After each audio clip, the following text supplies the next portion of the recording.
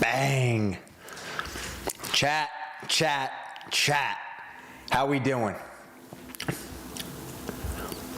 Let me get you guys the official scoreboard. It's probably the biggest game of the year so far. And probably going to be the closest one we've seen.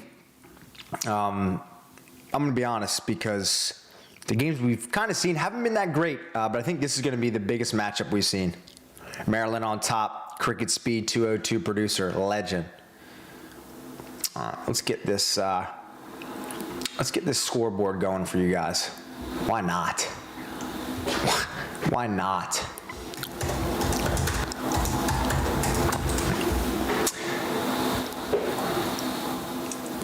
Let's get this going for the fellas. Chad, how we doing out there on a beautiful Saturday? I just got done from the gym, ran a couple miles, just ate some tuna with rice and an avocado. Breath smells good, and I'm ready to go.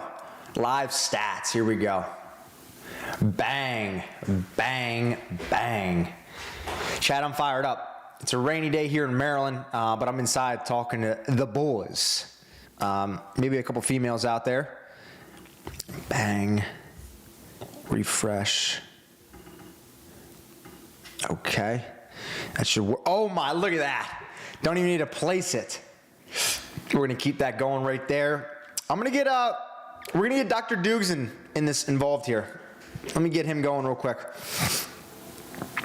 We're going to go here. We're going to go.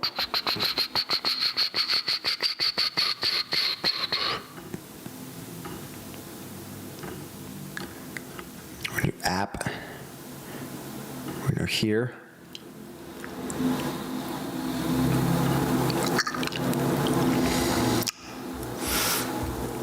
I think we do this. Hold on.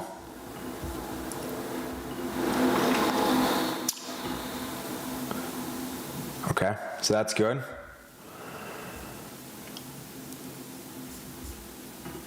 Uh-oh, what is going on?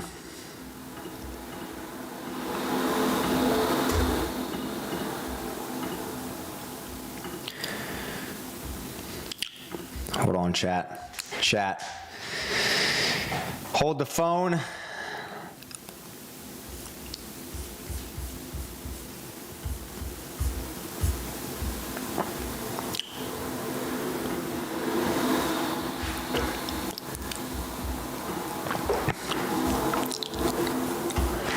Hold on, Dukes. Wait a minute. Yo. One sec.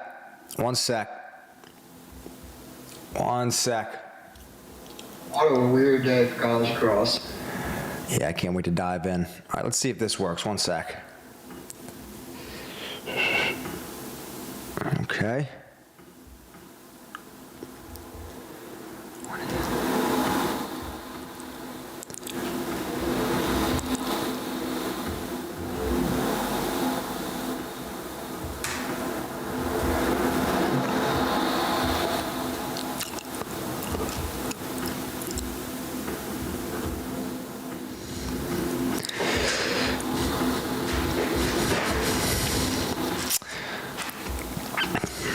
Chat, one sec. We're almost there.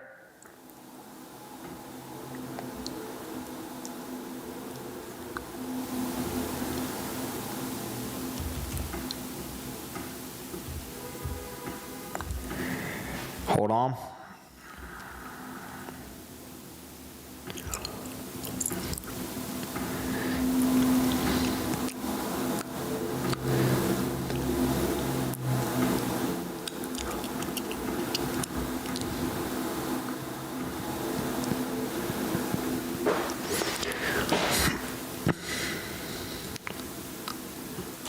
Jack, can you see Dukes?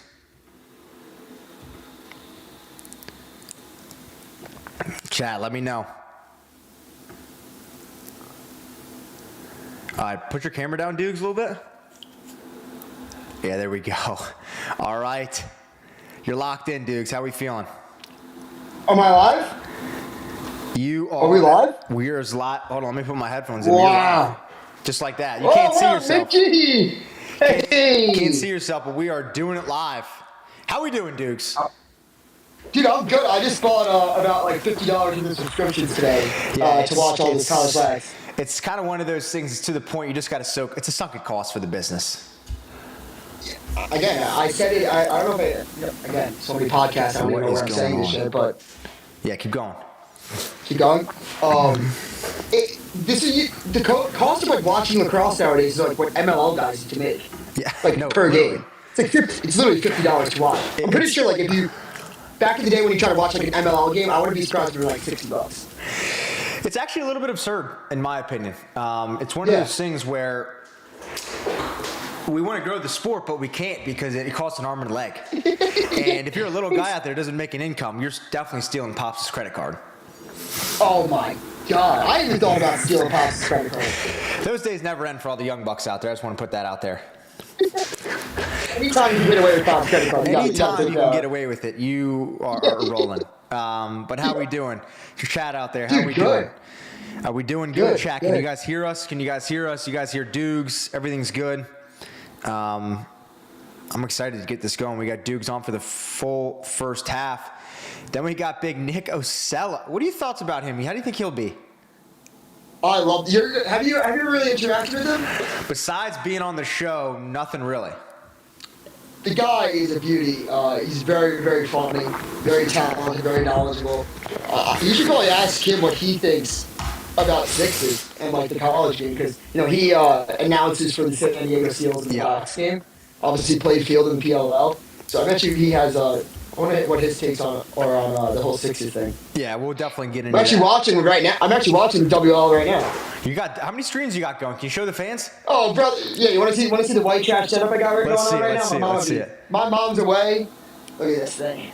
We got Richmond, WLL. We got Hop, Loyola. So we got all the Providence. games. We got the John Tillman iPad out. We got everything, bitch. He's locked in, fellas. That's what we do. Yeah. The Mitchell Pehlke Lacrosse Show. We don't joke around. We do not joke around. I love that. Let me take a seat here and really get locked in. Pehlkenator with the tech is one thing he wasn't blessed with. For all the other cats out there. He's blessed with the good. Mitch, by the way, happy Valentine's Day. How was your night? It was good. I went to bed, had a glass of wine by myself, and this thing won't go down. It was good though. I had a glass of wine by myself. I watched some PLL 6s. And how was yours though? Did we spend time with the honey? No honey. She's down in Charleston. She's been down Nothing there. to worry about though. Yeah, nothing to worry about though. It's a business week for me and you. Yes, it really has been a business week. I'll be honest, it's all business. I think it's been good though. The Mitchell Pehlke Lacrosse Show is back better than ever. I mean, how far we've came in 2 years is actually crazy. But more importantly, we're doing it live. We're doing it big, and we're here. And I think your fan favorite Nesty is going to hop on here in a couple minutes. Any precursors for the fans out there that don't know him? Yeah, the guy brings the jazz. The guy brings the sound of music. Yeah, he brings the sound of music. The guy is a ball of energy, 24/7. Guy loves the game of lacrosse. Would you clarify? He's a lax rat. I just wish that he played. Like, I wish he played in college. At least I played club, but he didn't win a national championship or anything. I'm trying to look up. He says he played at the school, but I look up the lacrosse program. It said the school didn't even exist anymore. Yeah, it's crazy. It's like the URL doesn't even work. It goes to like a 404 error page. Yeah, I put in Google Maps. I put in Cabrini, and I went to the school. It just wasn't there. 100%. And that's what Dukes is. And we'll kind of see, what he has to say. But before we dive in, actually, I want to wait for you to hear his betting odds, and then I want to hear yours. Okay. All right. Is my camera blurry at all? Oh, there we go. That looks better. We got Evergreen Lax in here. We got Ross. We got all these guys in here. A couple of namesayers. I feel like last time Dukes was on the channel, he was kind of getting flamed. This is a nice live stream. Better? Is the Wi-Fi better? Yeah, it's good. It's good. But we're just getting a little concerned with the chat flaming you, which I don't love. Are they flaming me right now? No, not right now, but I feel like last time it was kind of like all hands on deck. Dude, it's just another day in the office. Again, business week. Business week is right. All right, let's see what Dukes is up here, and let's get him on. Bing bang. Nessie? Oh. Avery took all my bets. Not good. Let's see. How am I doing? Dukes, just say your bets then. That's a good segue. Thank you, Avery I Gaming. got First, before we get into it, is Avery Gaming the GOAT of lacrosse commenters?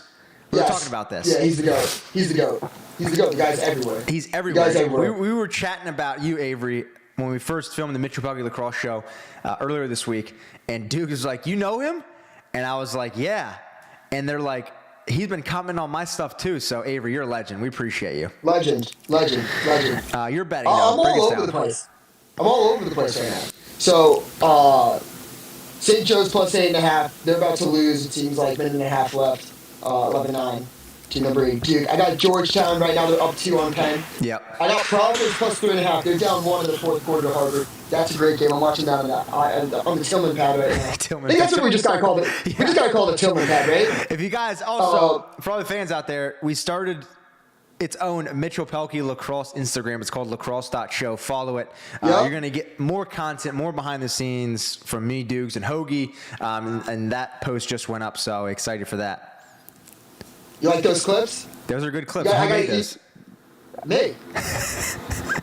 Mitch, I don't joke around, baby. Business trip. When I say it's business, it's all business. We got your twin coming in, Nesty. Oh, no. Where do you think he is right now, precursor? He's not inside. I will, baby. He's definitely outside. You're going to see some trees, some dark clouds. And maybe an alcoholic beverage. All right, let's get him in. He's outside. He's outside in these dark clouds. Just like I knew he was going to be outside. And Nesty, I need you to put the phone horizontal. Like this? Yeah, does it flip?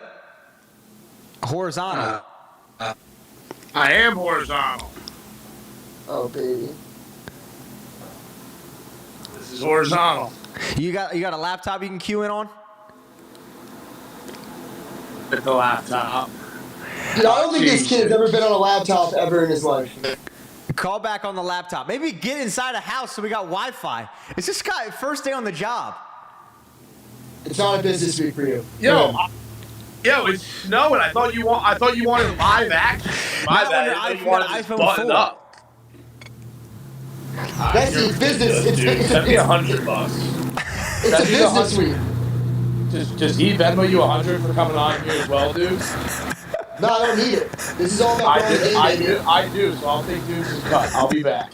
Call him the laptop. That guy, he's one of a kind. Where do you think he's putting that $100 to, Cal? It's going straight to probably DraftKings. It's either that or some sort of liquor store. You know it's not going on anything healthy. We got Providence banned up less than 10 minutes ago. You've been high on Providence. Why is that?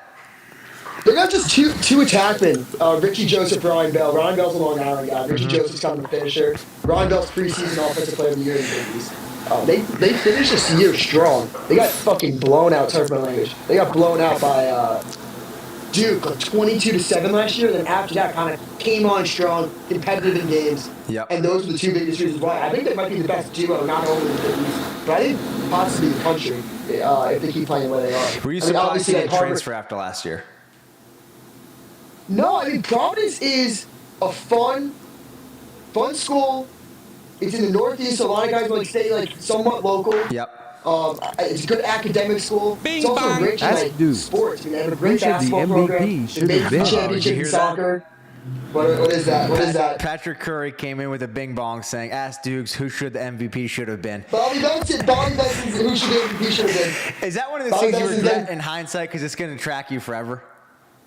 Well, I don't get the not regret at all. I mean, if anything, if that's how people could know me as like a lacrosse commentator, and that's just like the way it is, I don't really care. Yeah. You know what I mean? Like, it got so many eyeballs on the PLL, on sports, on like why, where was he, what was he doing, why was he there, why was he interviewing like this little kid? The whole thing makes people if even one person got interested in the PL because of that, it was worth it. Yeah.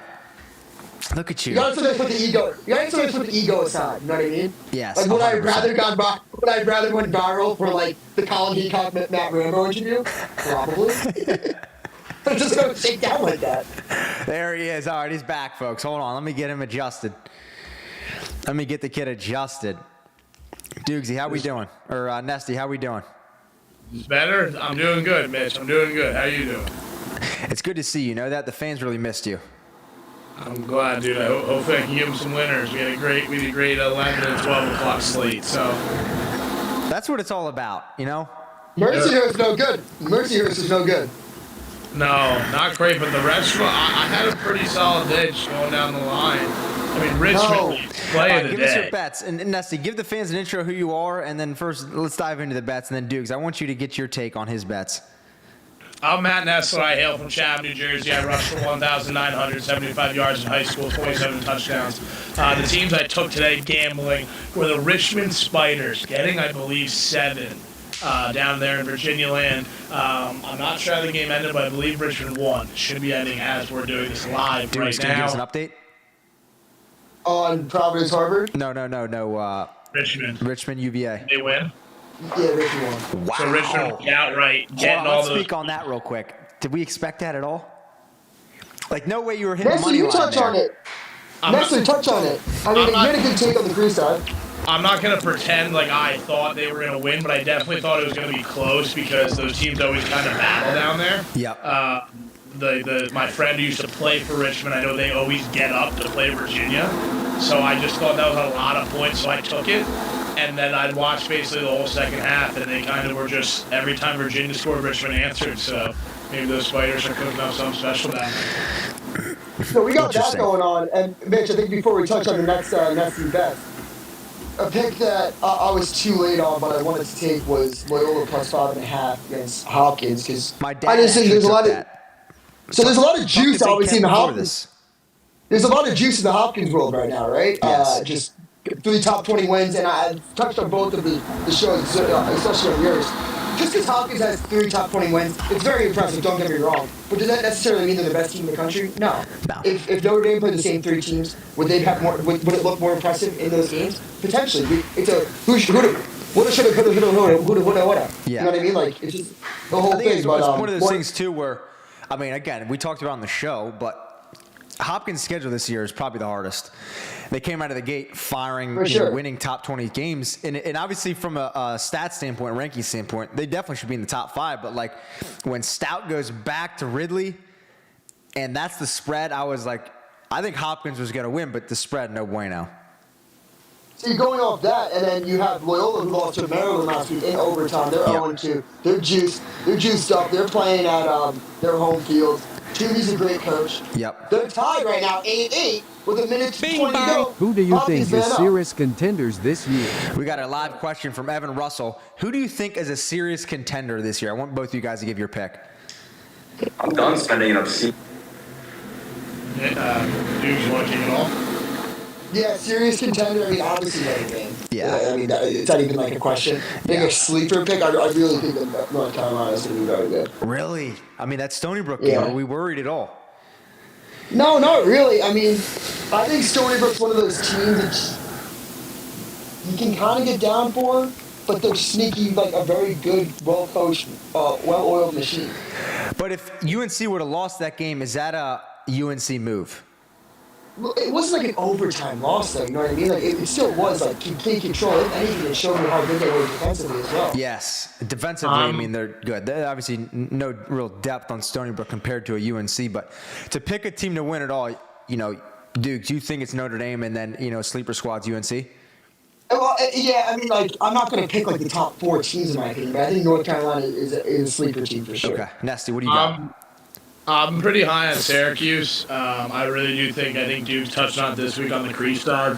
Their defense is just, you know, much more locked down than I think it has been years past. Coming together, just like a combination of years past, and their offense not be lethal. Yeah. But, however, I'm taking Maryland plus 3.5 today in the Maryland-Hughes game that you're about to cover, Mitch, because I just think Maryland is one of those teams that it's like I'm not comparing exactly to Alabama, but it's like getting Alabama getting in football. If you're going to give me 3.5 points with Maryland, I'm going to take them. You got it, yeah. So I'm going to take the 3.5, and I just want to make sure the Syracuse people out there know that I'm very high in Syracuse. I wouldn't be taking Syracuse to win it all, as well as obviously their top 4 teams. But really? So excited. So Yeah. if you could pick one to win it all, is it Cuse for you? I mean, that's like yeah. I mean, Cuse is probably my team to win this year because I don't think Notre Dame repeats. I think Notre Dame's nasty. I think they're going to be right there on the door, whether it's Memorial Day weekend or the Elite Eight. But if I'm taking a squad to ride from preseason to the end of the year, I'm going to ride with Syracuse, and right behind them, I'm going to go with Cornell. So I think those 2 teams. I think Cornell this year is a weird kind of dynamic in a way where us as the media, we're talking about CJ, obviously, but we're not really putting the team on the pedestal I truly feel like they deserve. I feel like I've been having more chatter about a Yale than obviously a Cornell. And I feel like, Dukes, our pre-show prep on the show, we haven't really been chatting too much about Cornell. Why do you think that is? Probably the Ithaca factor of it. I don't know why. I think when you think about Ivy League schools, I don't know why. I really think it might be the Ithaca factor. Because you have kids with Philly connections to Penn. Harvard, you obviously think of it. When you say Ivy, you just think of the school Harvard. Yep. Yale has had the pedigree. Princeton's kind of has the Colter McAfee factor, and they've kind of been like right around in that trendy pick, like 8 to 12 range. I feel like the past couple of years. I don't know. Maybe because the lack of getting it done since making it to the championship weekend a couple of years ago. Yeah. I don't know what it is. They're really good. I mean, I know there's a Garden City kid. I mean, they got Cascaded at the faceoff back. That's a great athlete in general. Like, was like, I want to say Gatorade State Player of the Year in football. They got this kid, Brendan Stahl from Garden City, who's, I think, one of the best. I think he's the best defender to come out of Garden City. Garden City's had some very good ones. And then you have CJ Christian. I think one of the most underrated attackers in the country is Michael Long. Yes. When I was doing the doc there this fall, he wasn't there with all the Ivy League rules and everything, not allowed to be there to play in the spring. He was the guy I was excited to film, and I didn't know, pre-show prep of that video, he wasn't going to be there. So I think that is going to be exciting, and obviously kind of what they've done today has been pretty normal in my opinion. But Nessie, keep going down your bets. Obviously, we talked about Maryland, the Cuse game. What else you got? Well, I had a lot in today, but going forward, I do love Brown. I believe they kick off at 8:30. Listen, no disrespect to the boys up at Fairfield. Listen, I know you're a good program up there. You're having a good time. Fairfield, good spot. But listen, the Brown guys, they're recruiting better talent. It's just bottom line. Brown is bringing in more talented recruiting pieces than Fairfield. You're going to make a 1.5 point spread. I'm going to give it. So give Brown to win by 4 or 5 goals today. Okay. I thought last year they had a real down year, but I still think the talent's on that roster, so I'm high on that game today. And for all my goalies out there, game for Penn State. Princeton got moved indoors. I know Dukes was all over this. Had some people riding with him, got me riding with him, did a little double check to see what the venue looked like. Not great for goalies. We're on the over 25.5 in that game. So I just know as a goalie, you're indoors. You're not looking forward to that. Everything seems smaller. The field feels Were you a tighter. goalie back in the day? Me, Matthew Bernessel, yes, sir. Well, Yes, before sir. you hopped on, Dukes made a fact or a statement, we still don't know which one it was, that Matt Nessler didn't go to a college because he tried to look it up and it's non-existent. So can you clarify? No, Cabrini University. It's real that's where he mission. went, Caprini. 2019 national champions. Okay. 18 straight years didn't lose a game in our conference. Just remarkable stuff was happening at that university. It's just a shame that the people at the top, the cowards at the top, had to just mismanage all the funds and tank such a beautiful university into the absolute dirt. So, shout out, President Don Taylor, you're a scumbag. So thank you for that. I like that. All right, well, we got to hop into this game. Nesty Bets, can you give us a final sign out? Yeah, baby, let's just go. Let's get a good game here. Give me the 3.5. Let's have some fun, Maryland, and let's keep tuning into Mitch's live stream. Good luck, fellas. Bang. See you, Nesty. Peace, boys. Nesty Bets. Hopkins a wins. staple. Hopkins won. Hopkins won. What was the final? 9-8. Holy shit. Oh my god, dude. What? The Hopkins is in a dog pile, and I thought they were beating the shit out of their goalie. I thought there was a bench clearing brawl. Oh my god. Legitimately. I was like, what the hell? But, yeah, then my other bet, Harvard's up 2 on Providence with 1:18 to go. So, coming down to the wire. Oh my god. What channel is this, My computer is freaking out right now. Oh, wow. WLL action. Maryland has to win by 3 to advance. They have the ball with 10 seconds left, 8 seconds. And they have to win by 3 to advance to the next round. Oh, Sidney Black, no! Oh my god, what is going on? Wow. Alright, close window. Alright, here we go. Oh. Dude, why does it keep doing this? Alright, here we go. Alright, let's get this game going a little bit. How much did it suck to put down the card for Big Ten Plus? Man, it's not. It ain't no sweat. It's way easier when Daddy's paying. All right, let's get this going. My tech is so bad right now. Hold on, fellas. Talk to the fans real quick. Harvard just scored up 3. I got the 3.5. I got the hook. Less than a minute to go. I really can't have them score another one right here in the Providence at the space-off win. What's the score? What else is going Update the on? score with that. 12-9. And then in the Penn State, I think it's 8-6. Princeton's up by 2. See what's going on. Duke ended up winning over St. Joe's. Delaware up 2 over St. John's. I know they were on upset alert. Whoa, look at that Big Ten Plus new scoreboard. I like that. I haven't seen that yet. Are you looking at that? Dude, I'm looking at legitimately Penn State's indoor facilities. I'm going to pull up the... Oh, you're talking about the... Yeah, pull up the game. Is that on Big Ten Plus? Yep, Big Ten Plus. Maryland's got the ball down the alley, throwing it to X.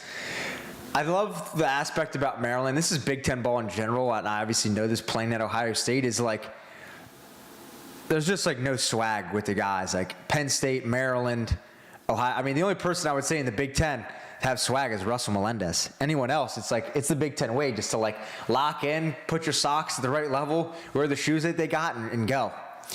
You're so right. You hear about a kid in high school in the recruiting circuit commit to Maryland, and it's almost like he steps on campus and loses any bit of swag. No, literally. Any bit of steez he has. Like, Ohio State shouldn't have any. I don't know how you feel about that playing there. Like, I want my guys wearing ankle socks in Columbus. But why do you say that? Like, actually. Ohio, grit. Interesting. See, my mind goes to Ohio football, Nike sponsorship, swag. Okay. But, I mean, that's obviously not the type of ball they play. Right. That firsthand. But maybe, that kind of ran off on the boys in Dayton. Yeah. Well, club, you can have steez. Club is like, it's the only thing you can really have. 100%. You're not getting the best across in club. You might as well, like, try to look cool playing. But it's so funny when kids try to, like, look cool and they absolutely are dust.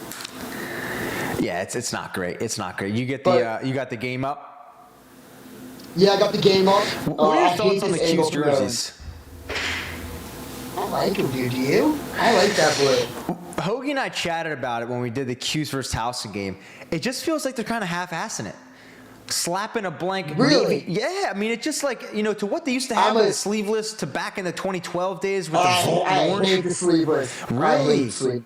Yeah. I just feel like you look, some guys are like, the tradition, the classic, kind of with the Hopkins and Cuse route. But I don't know, man. I think Cuse has always had this thing where Desco and Gate make the guys and let the guys play freely. Like, their swag shows it too with the tilt and the eye black and the mullets. Like, I feel like it just doesn't vibe the same with the jerseys. We're looking at Harvard. Harvard's trying to run out the clock. All right, big. Providence got the ball. Looks like I'm going to cover the spread. Pending a disaster. What's the score of the Providence game? Update 12-9. Right, Providence should cover. And back to locked in on Syracuse then. What do you think about Hughes? I'm big on them. I took Maryland in this game plus 3.5. Okay.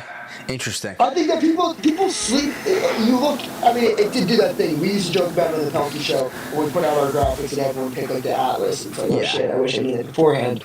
So I saw TLN today. Everybody picked. Everybody picked Cuse. Cuse, which that was the And I biggest love shock. Cuse. I love Cuse. Do I think they're 3.5 goals better than Maryland? I don't know. I'm like, again, it's gonna come down to recruiting and coaching to me. Yeah. Do I think Syracuse is better? I think they'll be better at the end of the year. But I'm Yes. taking anytime you get Tillman, anytime you get that iPad issue. You get the With 3.5? Tillman pad, the Tillman You get the iPad. Tillpad? The Tillpad. And I think Nessie said it great. Like, to me, John Tillman is like a Nick Saban. You can't ever count them out. And with a program like Cuse has been good traditionally. Obviously, Gate's a fantastic. Gate is a great coach, but at the same time, Great's a Gate coach. Great's a Gate coach.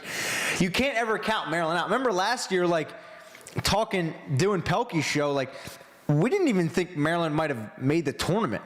You know. We were kind of chatting about that, but I think the more and more you see it, like you can't count Tillman out.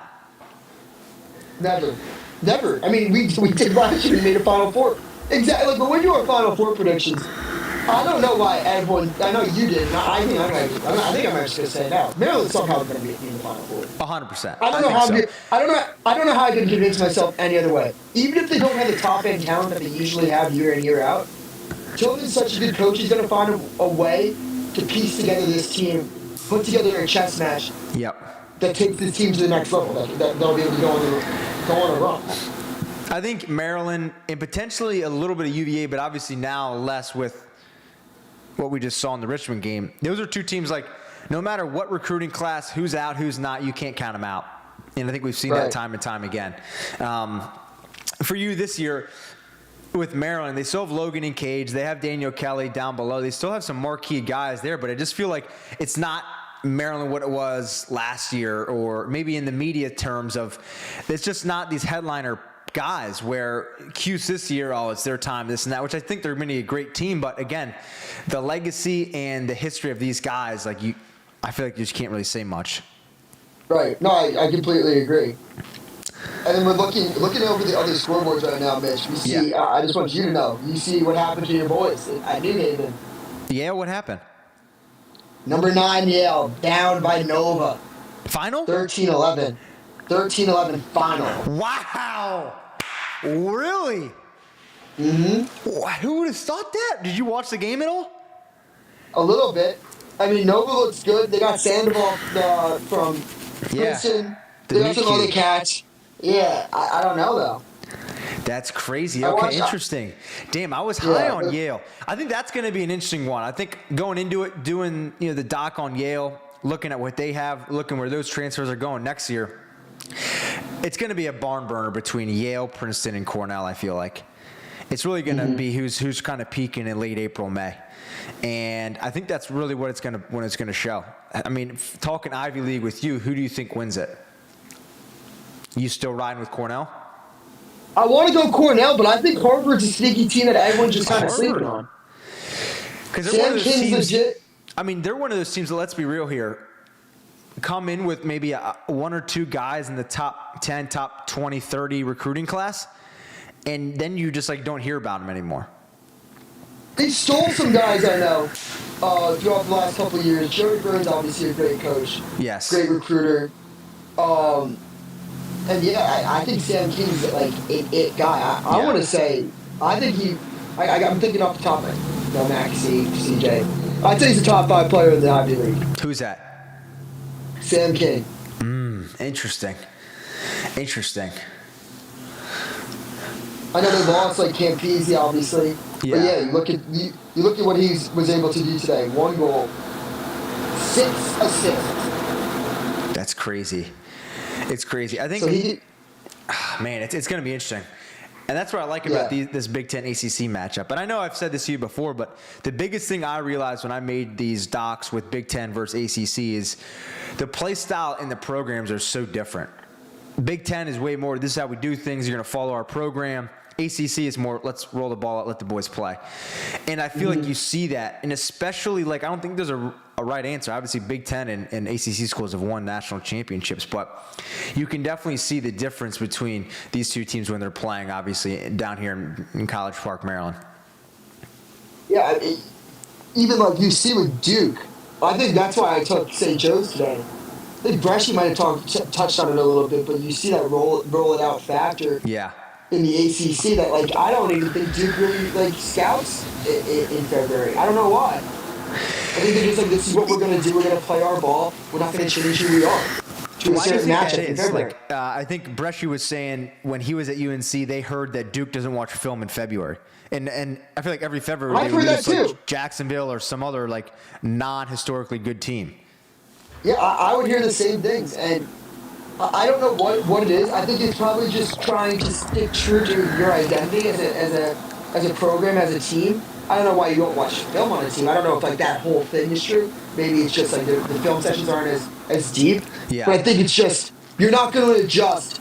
You're going to play the same way you play against UNC. You're gonna have the same like 1-4-1 or whatever your offensive sets are, and you're going to stick to that when you play St. Joe's, Jacksonville, and you're not going to change based off the matchup, even if they're going into zones, man, whatever they do. Yeah.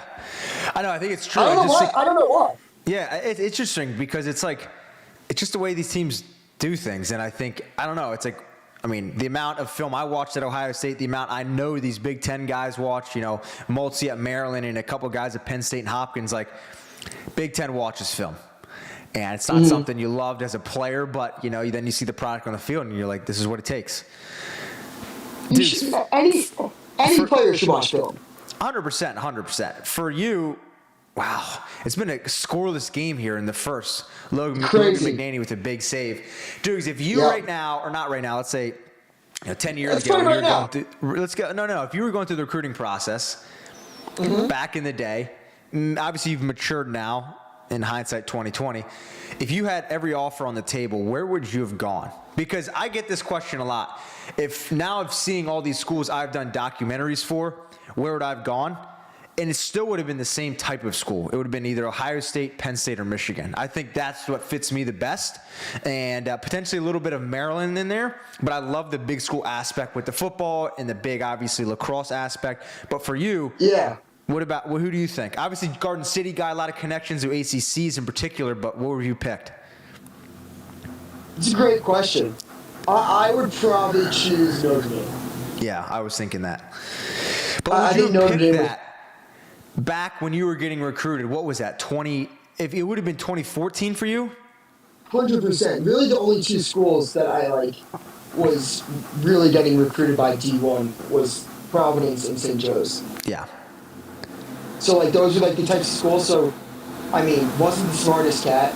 Was a good enough student. I don't think that Ivy. I'm not going to say Ivies because that's not even realistic. But I think the Notre Dame, where it's a seriously good academic school, great lacrosse program, Long Island connections, Irish Catholic. Yep. Beat the shit out of Ohio State. You knew it was coming. No, I mean, you guys would have a number of football because of fighting Irish. Yeah, 100%. I mean, I think I don't know if I think the believe football you, though. I aspects- knew you were high on Notre Dame, but I felt like when you were in college would have been 2017 to 21, correct? Yeah, go 16 to 20. Those weren't great years for Notre Dame. They were pretty good. You had Constable, you had Jack Keelty. But I You don't had think they Ryder did in any. there. I mean, obviously they weren't national champions or national championship level caliber Notre Dame, what we're seeing now. But those are more of down years now that you look at it. I know Ryder's year. He got suspended. Yeah. His Oh, Syracuse on the board. Who's that? so Trade Ryder Ear? got Trade Ear with that behind the back. It's Cuse on the board first. And that's the thing I too. think we're Going back to the jerseys. around the world. Wow. Going back to the jerseys again, the plain jerseys, but then every kid's got a sick dyed head. It just I just feel like it doesn't match who they are. What do you think? I have a question for you. Yeah. What do you think about McNaney winning one? I love it. I love it. And I think it goes back, you know what it reminds me of? It goes back to the Touraton Award this past year. I think Pat was a great player, but I feel like the history kind of shifted on why Liam didn't win. And I know we talked about this a lot on the show, and I felt like they were going to make a similar play with number 1 at Maryland, giving it to an offensive guy. And I know they gave it to Makar, right, a couple years ago. Yep. And I just didn't think they were going to give it to a goalie in history for the first time, but I don't know. I love the play. I think he deserves it. He's the best player on the team. This is in year 6 for him. I don't know if he's a captain, but he's definitely a leader. I think that's a great play. What do you think? I think it was the right move for sure. Yeah, for sure. 100%. I mean, also too, you're not going to be blessed with having Bernhardt wear it and then Wisnauskas wear it as 2 Torton winners. Like at the end of the day, like your best player on your team is going to be a different position. Right. And they really didn't have a standout guy. Yeah. They didn't really have anybody that can really give it to. No. Yeah, I was thinking they might not even give it to anybody at all. I know. And has that ever happened? Because I was thinking that too. But I forgot like Logan was on the team. They thought. I think it happened. I don't know exactly when it was. I think it was January. But I think the TLN posted that it hadn't happened in a decade or something. Maybe longer. Oh, really? That they didn't have one. And if you're on Maryland, what do you think of that? You're just like, damn, like, this isn't our year. Coach hates me, and then I would have taken Cuse minus 3.5. Like, someone doesn't think anyone can wear 1. That's not a good sign. Connor Palmer, McNaney's upstate guy, getting 1. Again, I think he's a legit. I grew up playing Sweet Lax, so I'm a legendary guy. And have you ever met McNaney? No, never met him. Great guy, all-time guy. Nicest guy, chill guy.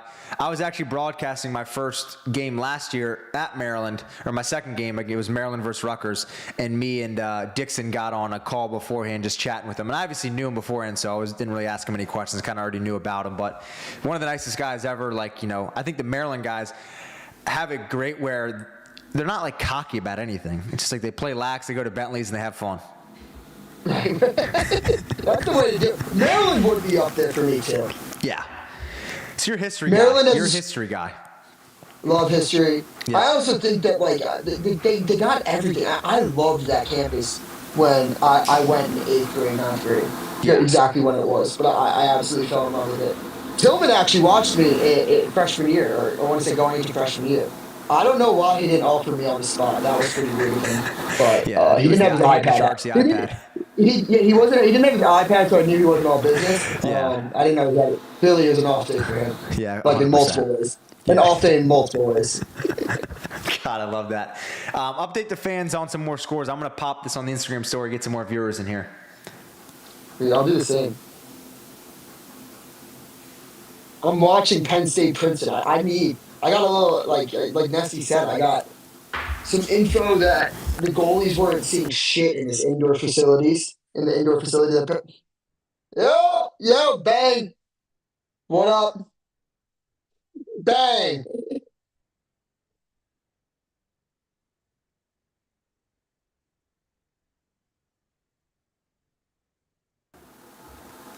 But Penn State Princeton, I gave out the over to like everybody that I know. Maryland scored Elijah Stelbach or something like that. Yep, he's good. He is good. Filmed him back in the day. He scored a overtime game winner at NLF when he was in like 9th grade, and it was a one-handed goal against like Sweet Lax. It was probably the craziest thing I've ever seen. So I knew he was going to be legit. But again, like Maryland, you don't see that swag.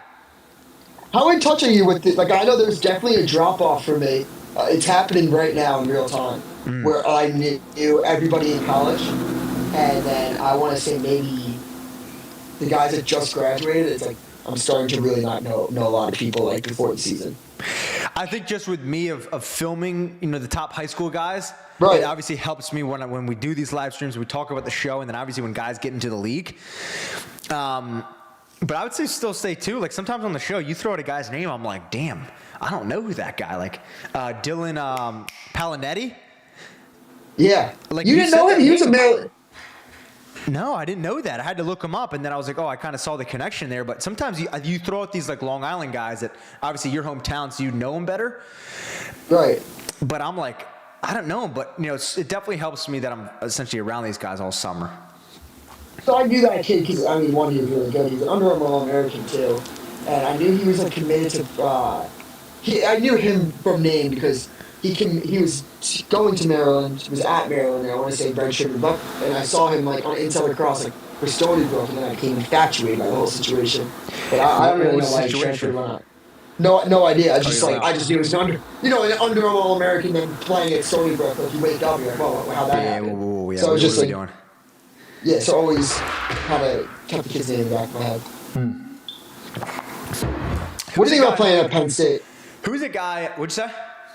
What did you think playing at Penn State? What do you think about their facilities and whatnot? I mean, facilities are top tier. Any Big Ten team, it's just they have that football money. So I think that's top tier. But at the same time, like playing at Penn State was one of the hardest playing at Penn State was one of the hardest teams to play at because their alumni stands behind your bench and they just chirp you. They would chirp the trainer. They would chirp James Hogan on the bench. They would chirp our coach. Like the amount of chirps from Penn State fans is crazy. Our freshman year or our sophomore year, Grant Ament, O'Keefe, all these guys came back and were chirping the shit out of us. Like, Pehlke, your YouTube videos suck. All this other stuff. Myers, you're terrible. Like, all this stuff. And we're like, dude, what? Like, this game's, like, in the middle of nowhere. Like, it's a regular Saturday. It's crazy to think about. But stadium's sick. Panzer's top 5 stadium I played at. And, it's one thing I think about now, and I just remember this. Obviously, one of my best friends, Danny Moltz, played at Maryland. He would always say, is a little bit off topic, he would always say his favorite place to play was the Shoe. Just the iconic, obviously, big stadium, football and everything. Yeah. And as a guy that played freshman and sophomore year there every game, not to say I hated it, but, like, it's like one of those things where the atmosphere isn't obviously is what a lacrosse stadium gives. One sneaky thing is the seats, it's gray bleachers and the ball is white and it's not sunny a lot in Ohio, so it's hard to see the ball. And two, like at that time they got new turf, but at that time the turf was like 8 years old. And we'd have to bus over there, run up the tunnel, run down. Like, hate to sound like, I'm not thankful. It's a sick stadium, but if I could play there once a year versus every home game, I would pick once a year. And so many guys would say that on away teams playing at Ohio State. I mean, as a viewer, I think playing at the Shoe is probably something that's cool to play once a year. Yeah. I don't think I'd like playing there either. Not that I had the option, but I think that your new stadium that you have at Ohio State is probably one of the cooler factors about going there right now. Yeah.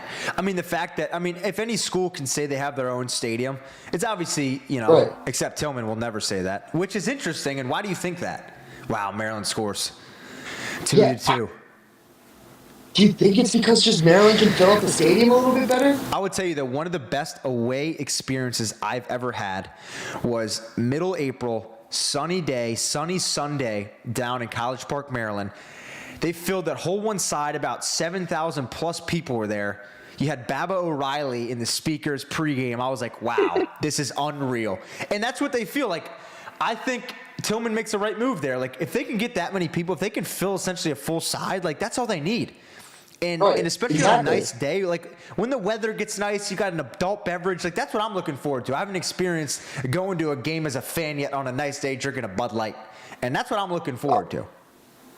One of my few pleasures in life that I really look forward to is when it's the first Friday that's packed with lacrosse. I'm talking really good games. I'm saying like Penn versus Duke. Yep. One of those Ivies going down to the ACC, like that spring break. And you got that happy hour lacrosse. That's a simple pleasure in life that I don't think that anyone can take away from me. That is one of my favorite things in the world. Part, and kind of I would say a red flag about the business we're in is we don't get to experience a lot of games not working. And when I say that, Final Four, we're locked in. That's like a no fun weekend. I would say any other game, I'm either doing this or you're watching games, you're live tweeting. Like, I want to get to a point where I can go to a game, probably put a hat on so no one sees me, drink a beer, and watch a game on a nice day. And who knows when that'll happen. It's awesome. I mean, the Final Four is a little different, but I will go. Sometimes even the PLL, I won't even tell them that I'm going. Like Fairfield weekend, sometimes me and my buddy, we'll just go. I'll just sit in the grass. I won't tell them that I'm there. so I don't have to like do anything, and I'll just enjoy the game. It was one of the best weekends I had watching the lacrosse. That's why I love the Fairfield Stadium. Is sick. Yeah. I don't know what Nesty was talking about too, about like how like Brown's gonna get like way better than recruits than Fairfield Nesty. Let's be honest. I mean, not everyone's an Ivy student. If you're looking to like go to the beach parties at Fairfield, I mean, that's a pretty good option. 100%. I mean, You what got- are they you got doing for Andrew that Bax. Santa Christmas party or something? Yeah, SantaCon. You got like Andrew Baxter, who won national championships, I think, with Yale, the defensive coordinator. Fairfield's got things going, and especially I love Torps, but it's year one for Torps. I don't know where Ness was coming on that like Brown would definitely have better recruits than Fairfield. I Let think me it's a pose you pretty- this question then. Which school that isn't a top dog has the most potential from a school setup, atmosphere, location standpoint to be great? You obviously have these schools that have great coaches, but the schools, like, what's kind of the pull there for the kid? In your opinion, from school, academics, location, atmosphere, things to do on the weekends, who's that school for Dukes? Wow. With the program right now, Yes. Providence is up there. That stadium's sick. I think that party atmosphere is sick up there. Yep. The athletics are legit. Everything that they have to bring to the table, I really think they could be a next contender. Richmond's another one that stands out to me. I mean, I don't know how You think serious. Richmond? Yeah, I think Richmond. I mean, I already thought Richmond. I think that's a sleeping giant. I think a lot of these things are just come down to like, how can you sell kids to not go to a Maryland, to go to your school instead? But see, I just think, and that's why I truly think Ohio State should be better. They have so many Oh, resources. 100%. But 100%. that kind of goes to what you just said about Maryland. Like, I don't think that's comparable to Providence to Maryland. Like, you take away, So are we obviously, talking- Tillman and off the field, that doesn't compare. So here's what it comes down to. Like, it's like, do you think Ohio State's one of those programs that like is a sleeping giant, or do you think they are a giant? Like, are we talking big, like non-Big Ten schools, non-ACC, non-Ivy? Yeah, I think non-Big Ten, non-Big Three conferences, because all those conferences kind of have everything a student's really looking for. And Right, that's why I think, I- a Providence, like, they have Benson. I love that. Academics are there for a smart kid. The weekend scene, I don't really know. They have big basketball. Very I know fun. it's close Very to fun. Boston. It's like a 40-minute train, I'm pretty sure. So that's definitely up there. I can Huge. see Fairfield with the beaches. I know all the Lax guys live on the beach. And Northeast schools. I don't know what And it looks like Providence- from an academic standpoint, but that there's some leadway there. So yeah, I think Fairfield and Providence are both schools that can sneak like. That could become. It's just again, you don't know how these. If you perform at those schools, like if Benson performs at Providence, will he just leave, or is he comfortable there? Yeah. I think Providence could pay top of the line. Yep. He could also make a jolt to a bigger school. And that's we So talked that's about another that too. thing. Like, if a Big That's 10, it. big ACC, Ivy League job opens up, I feel like every coach is leaving, is trying out. I think if any Big 10 or ACC job opens up, I would say all bets are off. Any coach is going to apply. You look at it from a resource and money standpoint. I mean, more in the Big 10 with the football. I mean, obviously ACC's got resources, but you're talking Big 10 with, 5 Big 10 teams. Any of those jobs open up, I feel like any coach is putting their name in the hat. Ohio State does, like, it's so interesting because if you're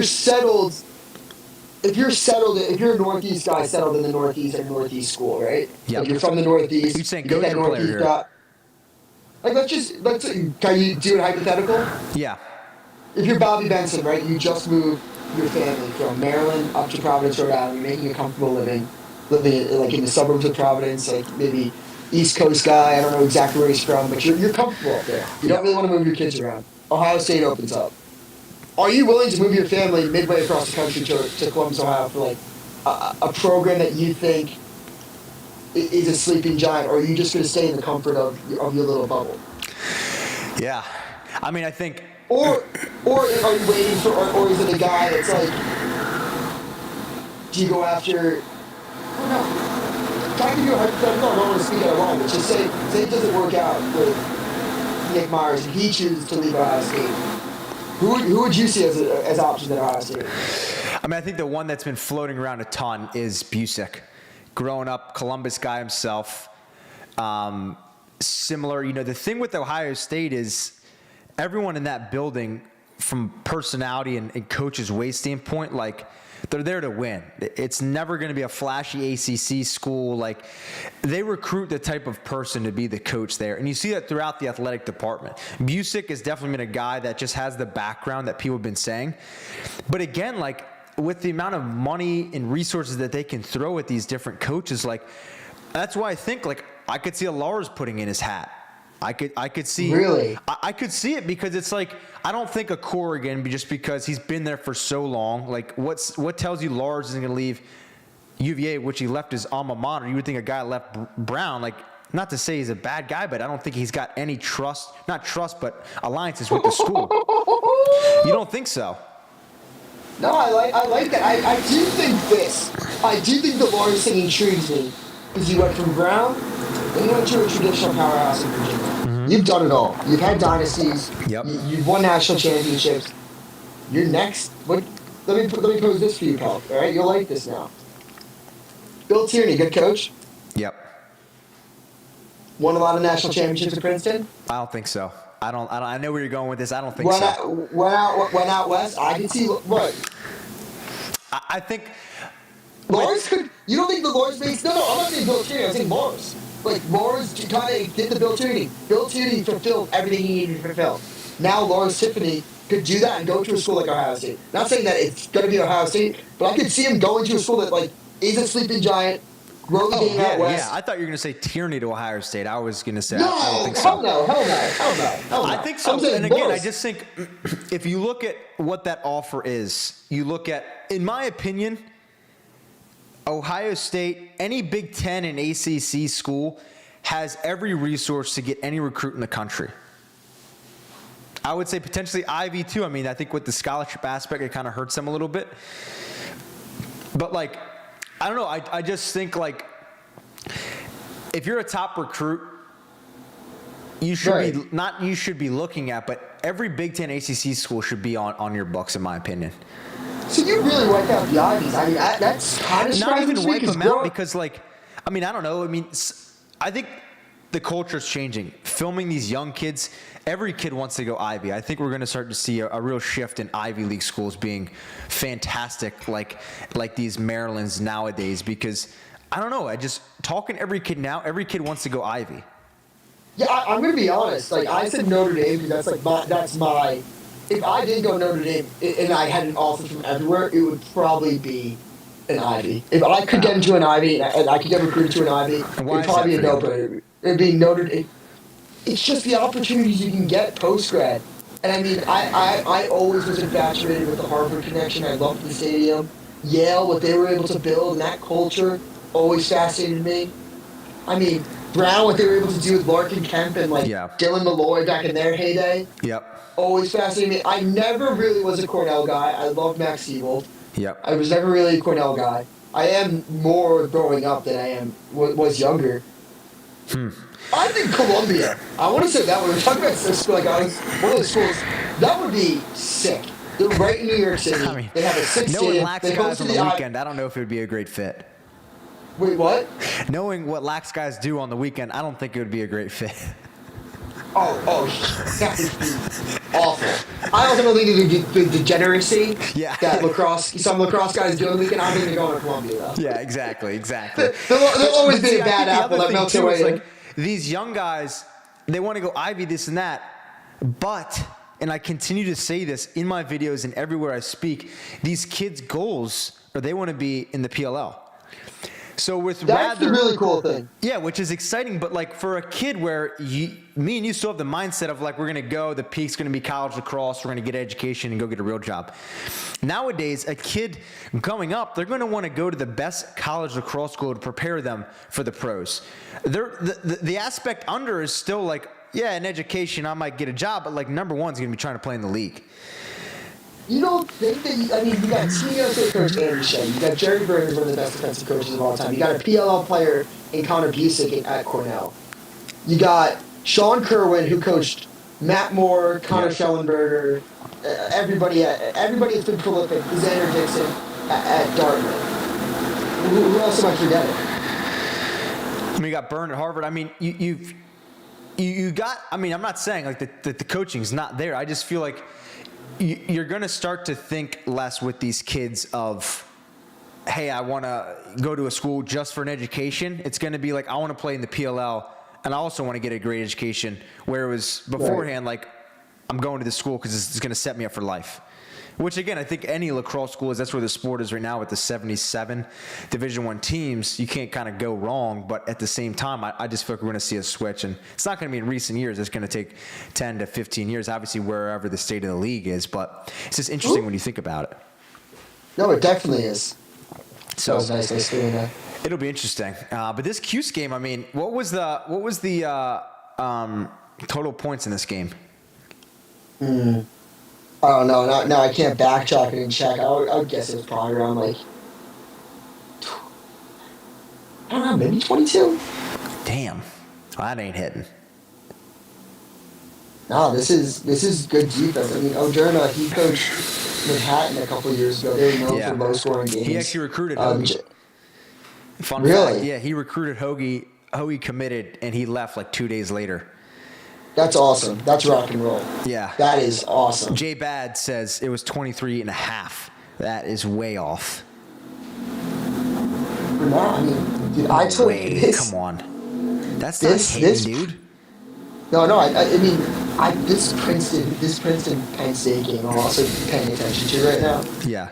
It was 25.5. People were saying that the goalies couldn't see shit right in practices and whatnot, and it was on track. They had 14 goals at the end of the first half, 1 goal in the third quarter. It's 9-8 right now, 12 minutes to go. I'm going to need what feels like a miracle.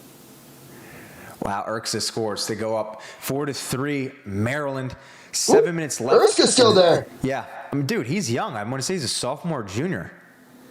Really? Yeah, I mean, probably just because I thought of it. He was the guy last year, right? Last year, I want to say my senior year was his freshman year. So, yeah, I think he's a junior. You got Spanos, too. You got Daniel Kelly. Like, they still have some balls. Oh, they still got cats. No, they still got cats. I mean, I think the other thing, too, is they got, what's his name, Khan from Binghamton. Also, your people are forgetting about Spencer Ford. Like, I don't know if he's in the lineup, not playing, or he's hurt. But, like, he was a top 5. What's that guy's deal? I don't know. He was I want to say number 4. Going into college, and he's a freshman this year. Obviously, dad, legendary MLO player. His dad's the GM now of the not Atlas Chaos, along with Colsey. Like, great lacrosse firm. Went to boys Latin. Like, Spencer Ford is going to be a real deal at Maryland. Again, I don't know if he's not playing, if he's redshirting, if he's hurt, but that's another guy. Like, they just have ammo in the tank. What do you think? Do you think Spallina? What's your take? Do you have any takes on Spallina about? I think a funny take I have is I think when his career is all said and done, and God knows how many years, if you look at and this is hypothetical, no one knows real paper to pen here, from a guy that was born to a guy that stopped playing lacrosse, I think he's scored the most goals out of any player ever. We're talking the amount of lacrosse that guy's played. Mitch, I want to give you a round of applause right now. That might be one of the best takes I've heard in a while in lacrosse career. The amount of lacrosse Joey Spallina has played That crazy. is a great question. That is an unbelievable hypothetical question. It is. Because this guy doesn't take time off. Like, you talk about a lax rat that's a player too. Joey Spallina is in the dictionary. This guy's played box. The amount of travel games he's played. The amount of college lacrosse, the amount of times he's started is probably every game of his career high school. He has the Long Island record with 600 points.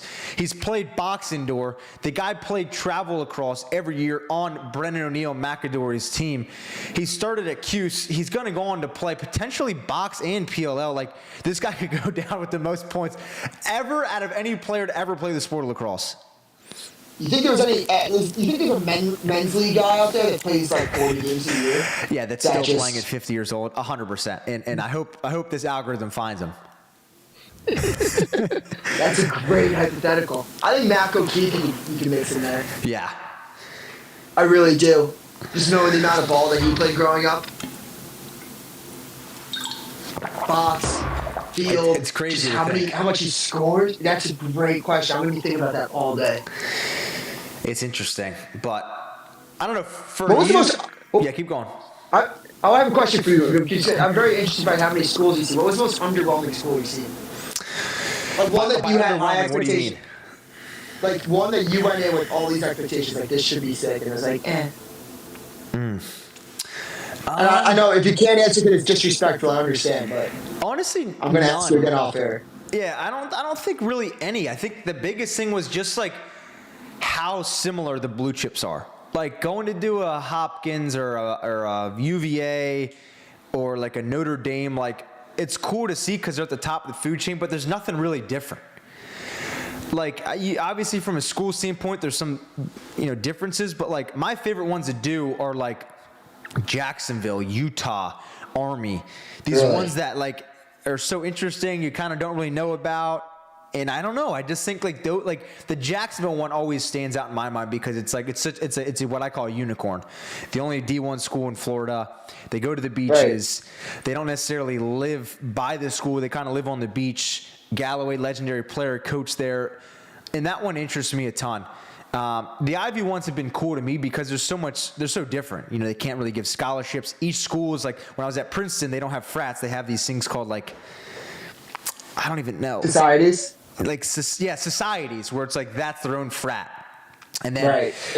That shit's weird. Yeah, when I'm at Yale, they have traditional lax houses, and then Cornell does as well. But I know Harvard's a little bit different, and that aspect is cool to me. Then when you go to the blue chips, like they have the history and tradition, which is interesting. So each school obviously brings its own thing, and obviously that's why you go through the recruiting process and you see. But I would say the biggest thing too is just like how much the coaches are locked in to like us in the media.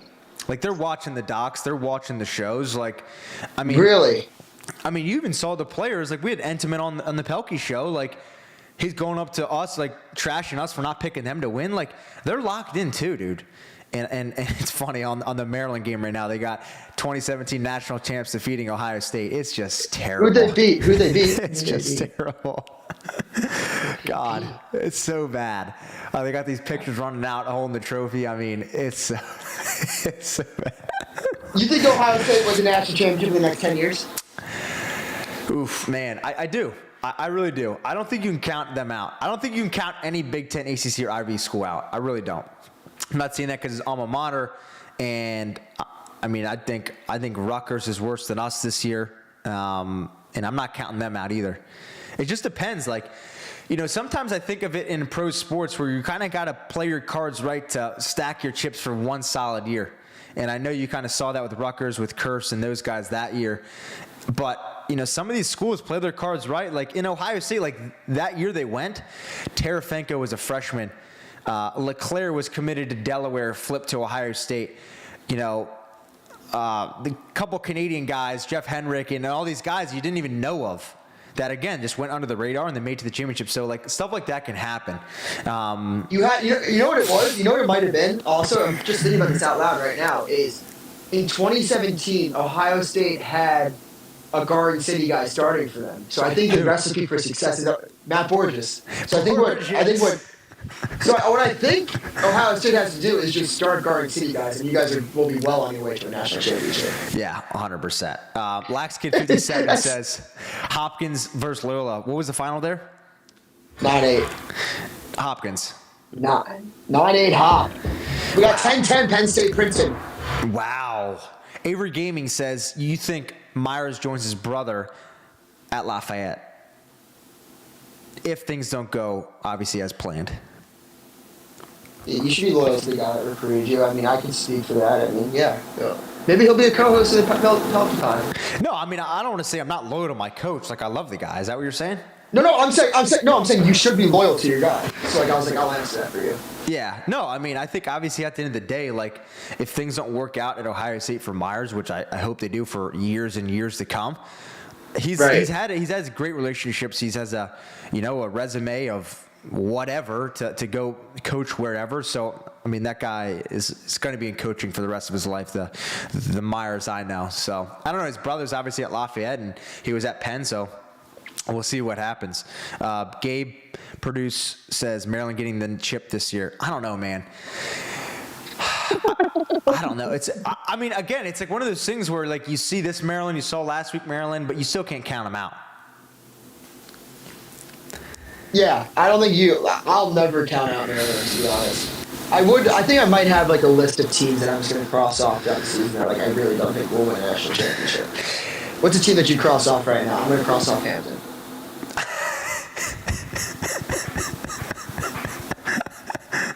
You don't want to take that back?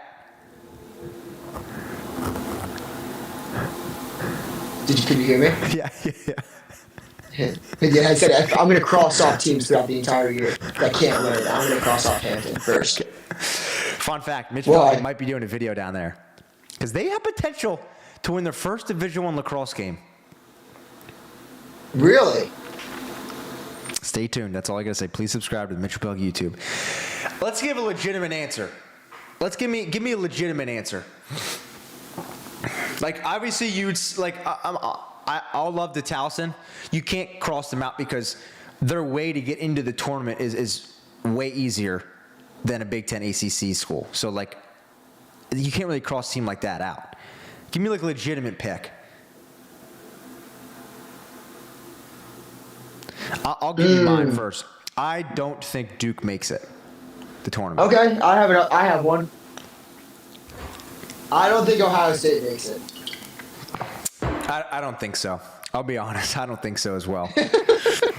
Which is tough to say, but like, I don't know. It's just with the people they have there now, and not really the people, but you know what they put up against Utah. I think that's a telltale time where obviously there's more lax to play, but you look at the Big Ten again. Like, dude, when we made the tournament my junior year, like, our RPI was so good. That's what saved us. And we won big games.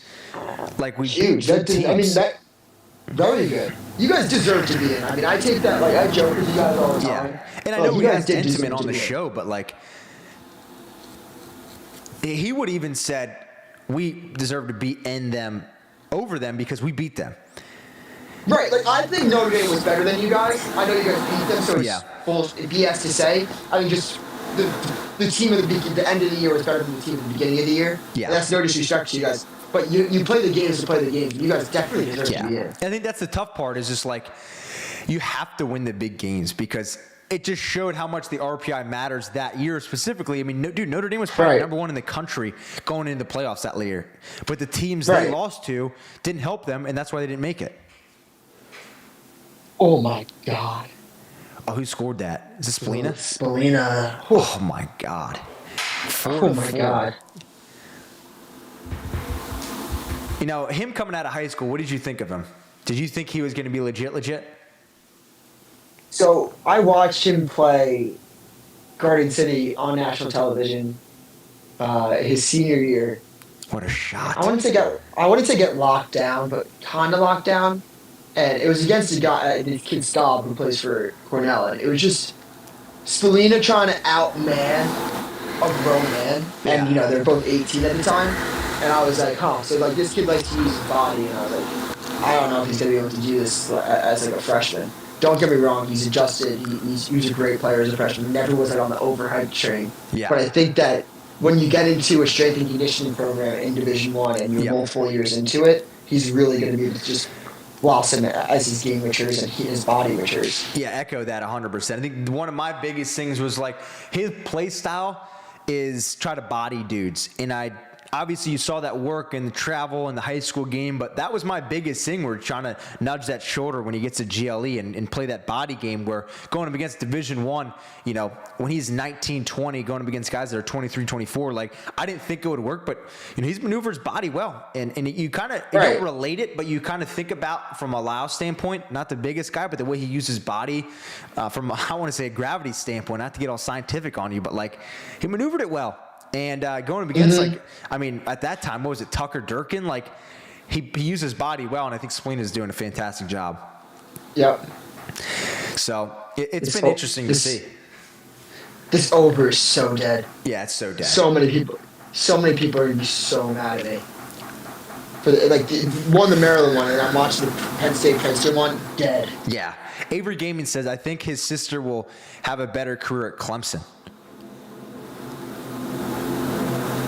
Huh.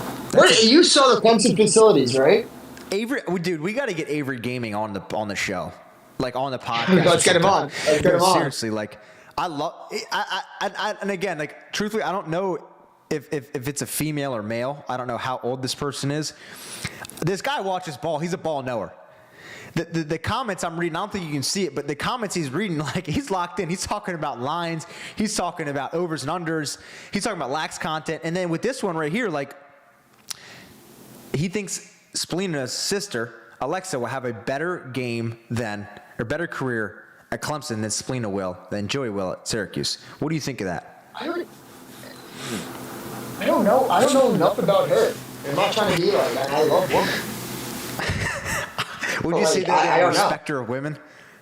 Yeah, number one respecter of women. Like, I've watched more women's lacrosse this week than... I will say sixes, and this is, I don't want this to sound bad, sixes for the sport of women's lacrosse is huge.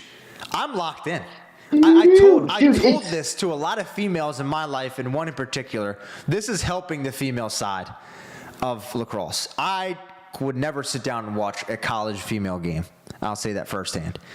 I will sit down and watch a sixes game. So my thing is, when it comes to sixes, I think the men's sixes could be. It's an unfinished product, in my opinion. Okay. Like it could be a little bit of a bigger field. Like there's definitely some adjustment. Why do you think There's some that? adjustments. I just Is it from a think rule that standpoint, a field standpoint? What do you think? Field more than anything. Interesting. Okay. I think you just gotta let these guys play more body, more like illegal holding and all that stuff. Like, you just gotta be like almost like in basketball right now in the NBA.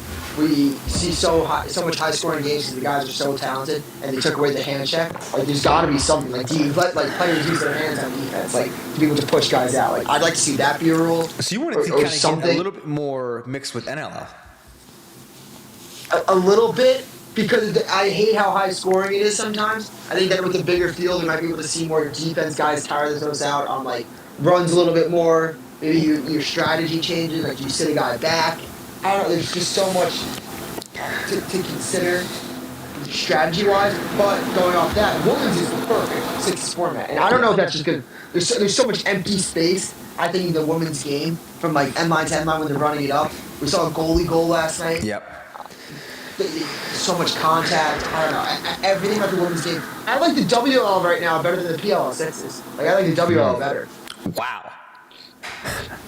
Like and that's not even just like they're like. Yeah, that's something I truly believe. Like I would much rather watch the women right now than men's. Interesting. Who's your favorite WLL player right now?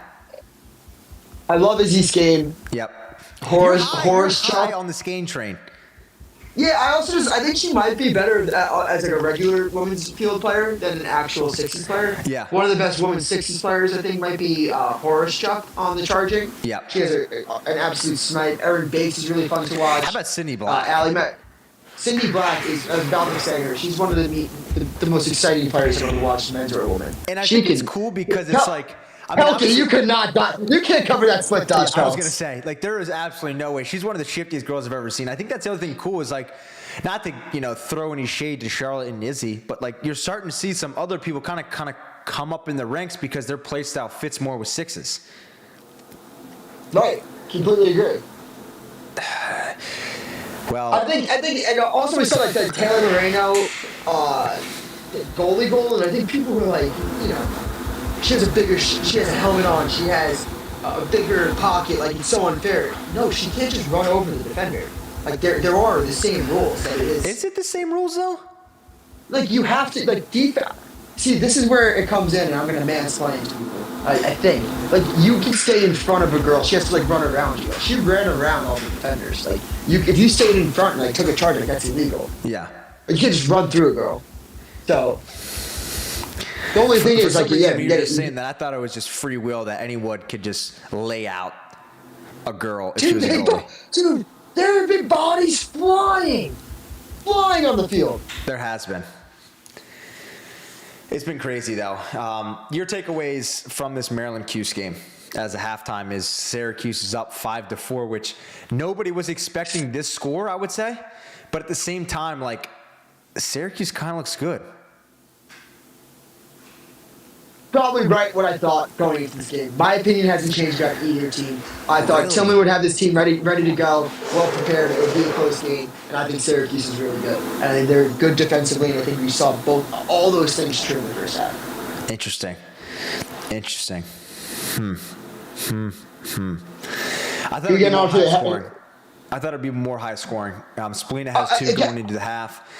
I don't know. I just think like I'm sold. I'm riding the Q stock, but the legacy of what the Terps have done, like it's still in the back of my head. It's like you going over tradition versus new guy. The new guys have it, but year after year you can't count out the Terps. Yeah, that's exactly it. I think 2 very good defensive coordinators, and people that want to be methodical with the shot that they get. I don't know. And this is kind of exactly where I thought maybe a couple more goals, but I kind of thought this would be low scoring. Yeah. I think that this is exactly the type of game that Maryland wants to play. What's the score of that Penn State game? 10-10 overtime. Oh, you got to stay on and keep the fans updated. I lost my bet, but I do have Penn State, so this is that What's was it on? good. Big Ten Plus? Big Ten Plus? Let me pop this on real quick. I'm gonna watch it live with you. It's gonna end as soon as you hit it. Pull it up, right? That's how it works. Yeah, where is it? Oh, here we go. Live stream starts. Oh, inside. I don't like this. No, I know. That's why. What are your thoughts on the overtime rules? You still like the sudden death? I do love the sudden death, Oh. especially in college. Princeton picks it up going down the field. Yep. I hope you're not behind because I'm gonna start relaying messages I'm here. not. Do you have 3-10? I'm not seeing the scoreboard. Oh, 3:10. Yeah, now I am. Just zoomed in.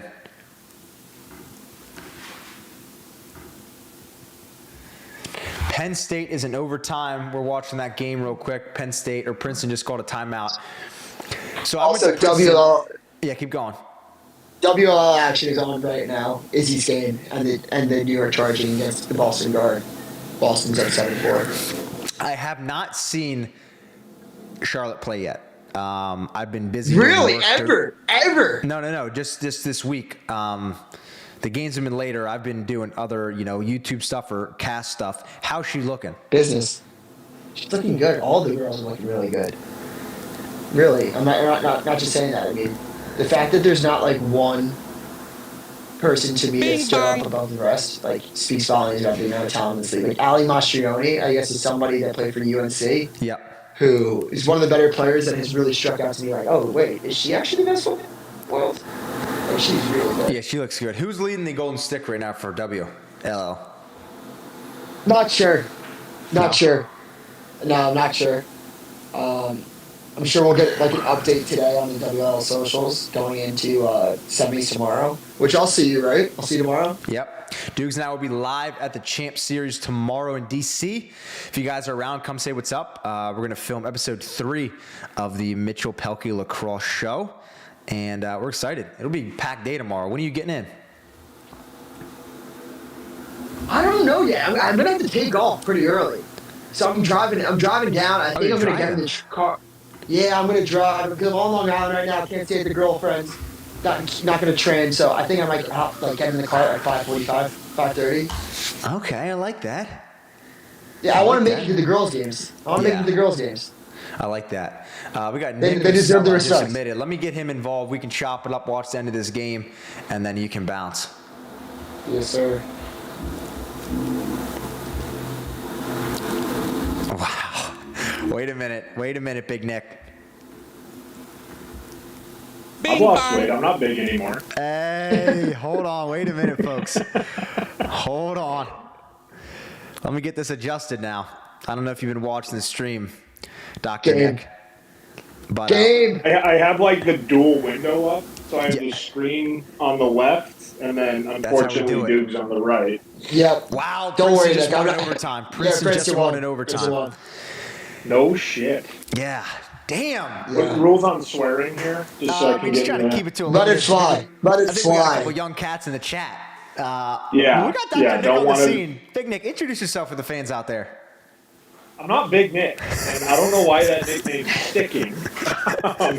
No, I am big. I've actually gained too much weight, but I'm in the process of losing it. Hell yeah. Played at Notre Dame, played for the Redwoods, played in the NLL, played for the Outlaws in the MLL, and now I am a broadcaster for the San Diego Seals in the NLL.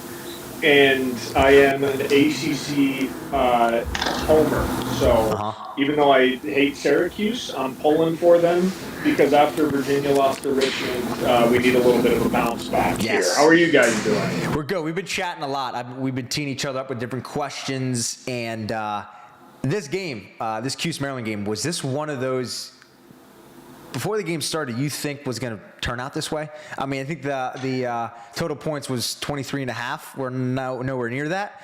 But Cuse looks good.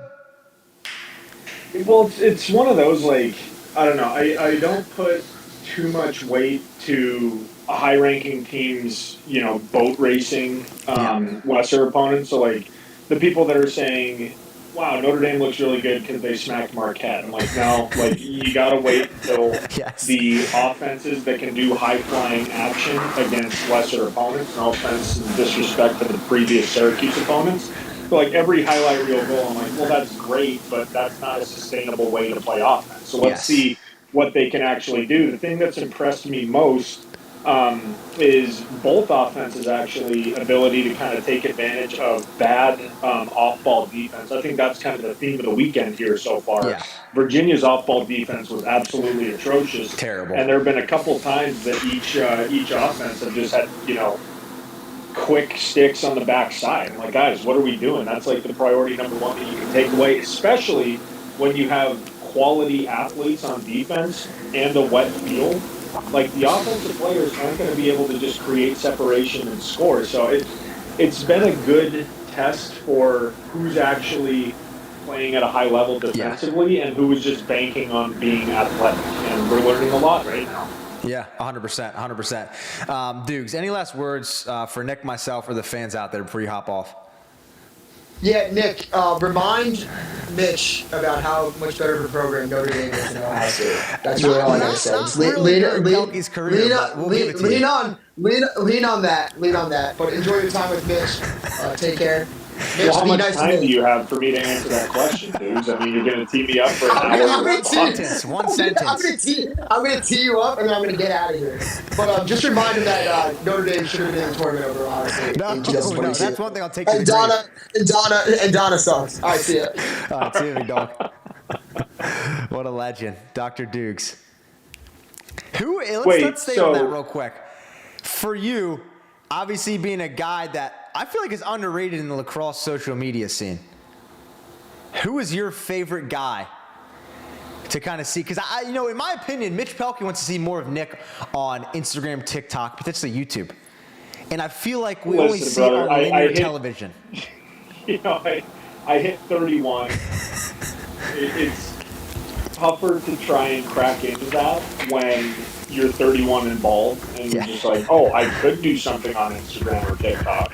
But as you know better than most, like, it's not the immediate gratification, it's the consistency that comes with it. So, like, working a full-time job, broadcasting on the side, coaching on the side, being a loyal and elite boyfriend. Just got back from a Costco run with the girlfriend, actually. What do we get? A couple pickups. Tell the fans.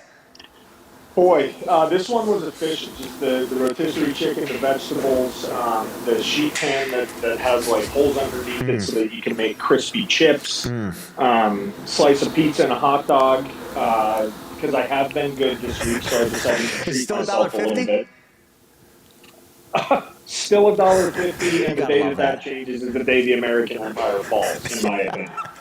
I love that. Now hold on. Before we go on.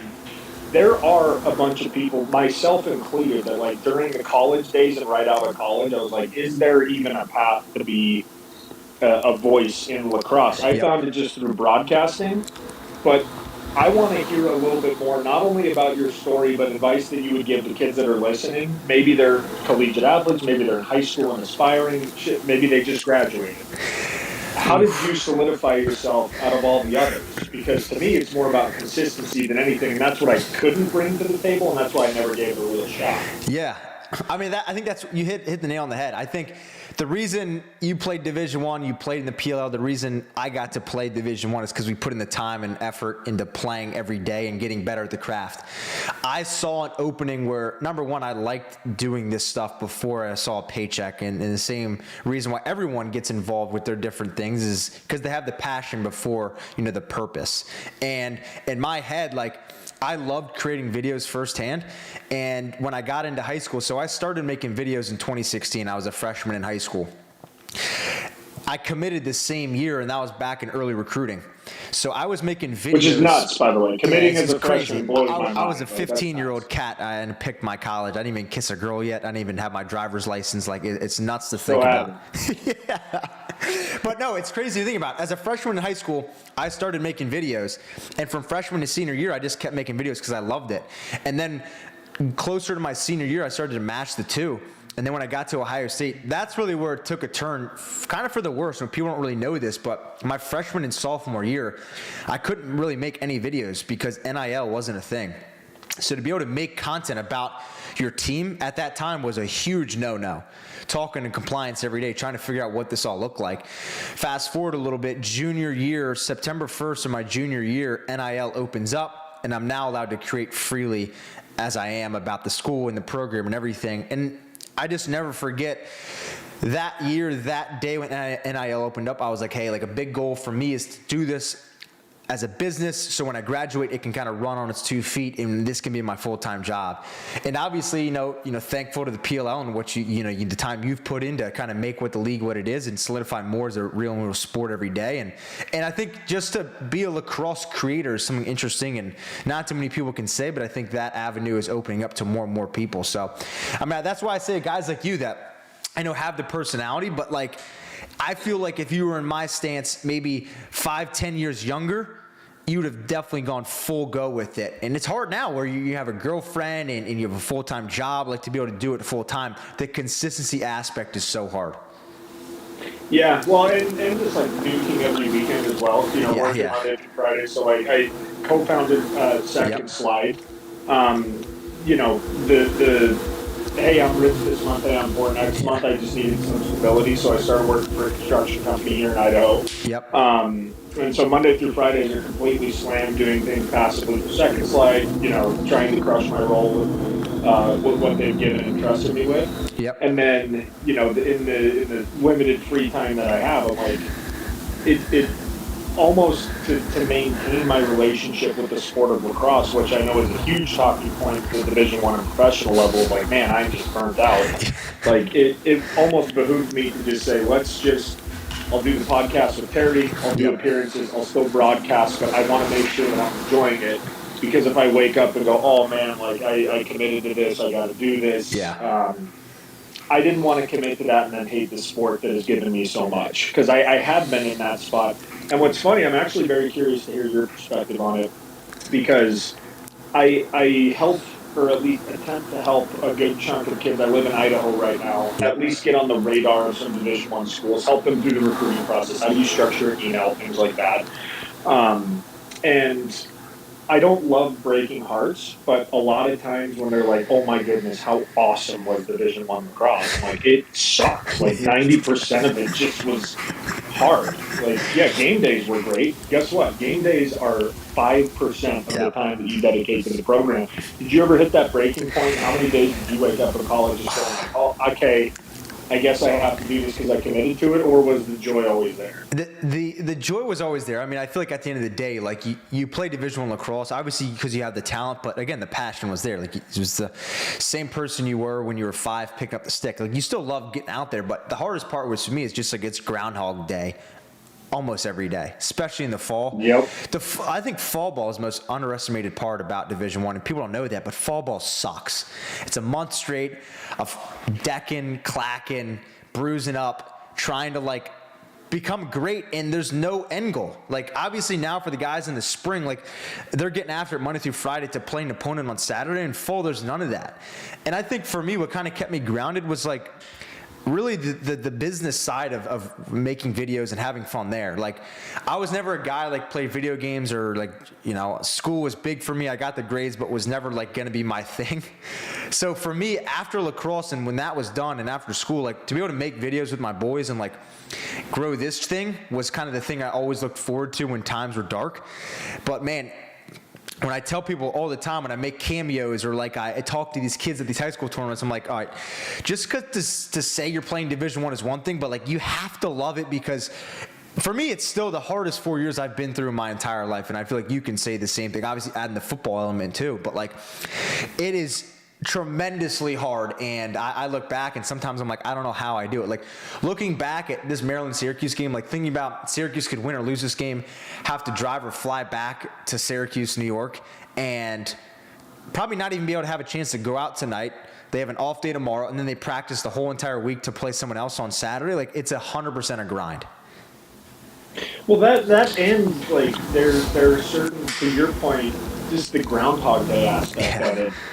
And especially early in the season, like far and away, fall ball I didn't mind too much just because there were like football games to look forward to. The weather was nice, things like that. But like when you show up on campus in January, it's minus 15, it's windy. The Midwest too. See, that's something like you can kind of see. Like me growing up in Northern Virginia, you think of Ohio State, like you think of like getting all this snow, this and that, and I'm pumped for that.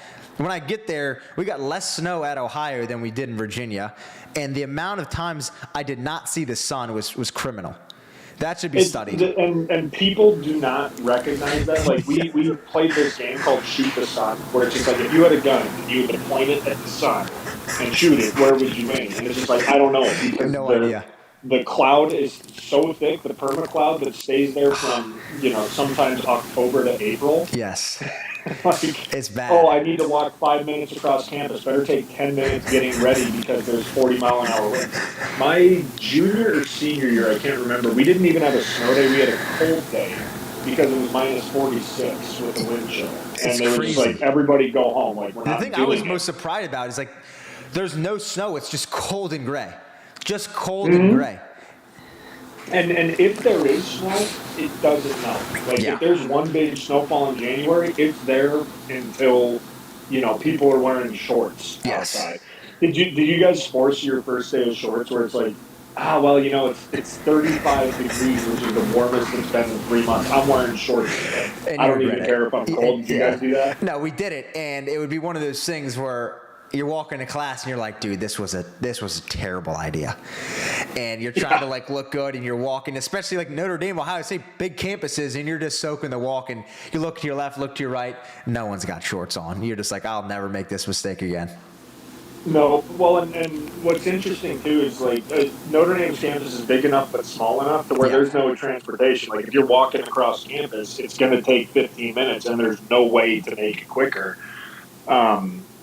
And what's funny, as I'm sure you and a lot of other people who have achieved the level of the sport, and I would say, like, if there's a young guy aspiring to it, like, when we get together for alumni weekends and we're talking, our favorite thing to do is reminisce on, like, the worst times. Yes. It's like, remember when football kicked us out of the practice and we had to, go back outside in the cold dark? And then coach got really pissed and we had to run a gasser into a reverse gasser, and then he was pissed off that we didn't run. Like, those stories bond you more than just two people sitting in a dorm room hanging out and playing video games. Like, 100%. When you suffer and you're looking at each other going, oh my God, what are we doing?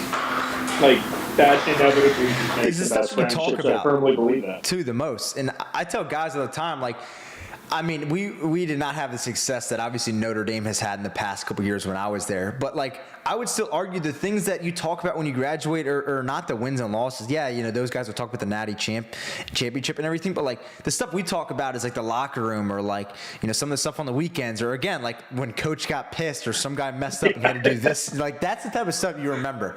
And that's why I always say, like, if you go to a Division I team, and I had talks with these guys, this sort of level of guys on the team when I was there, like guys, you've probably had this too, guys that want to quit or guys that, just like don't love it anymore.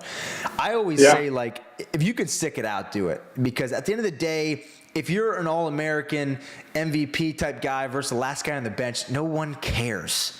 You're still going to the reunion alumni week, and you're still at the same parties. Like, no one has this pedestal, and that's what I love about the sport of lacrosse is, like, even last year doing the Mitchell Pehlke Lacrosse Show live at the semifinals in Gillette, teams won, teams lost. They all go to at the Lincoln. At the Link. It wasn't Gillette. It was the Link. I was there. The Link. It was the saw Link. you. I Yes. saw you there. That's right. No. I'm talking about PLL. I'm talking PLL. No, it was at Gillette. Okay. It was at Gillette. And the Cannons lost. Atlas won. I truly forget. But everyone from a coach, player, winner, loss, Matty Palum, media, are all at Bar Louie having beers and just chatting. And again, I love that aspect of the sport. I think it just, I mean, not to be a bad thing, but I don't think it's big enough to where we can really have arguments about this sort of thing. But like the fact that win or loss, you can still go to a bar and just like have a couple of beers is, in my eyes, it's like, that's just why I love the sport.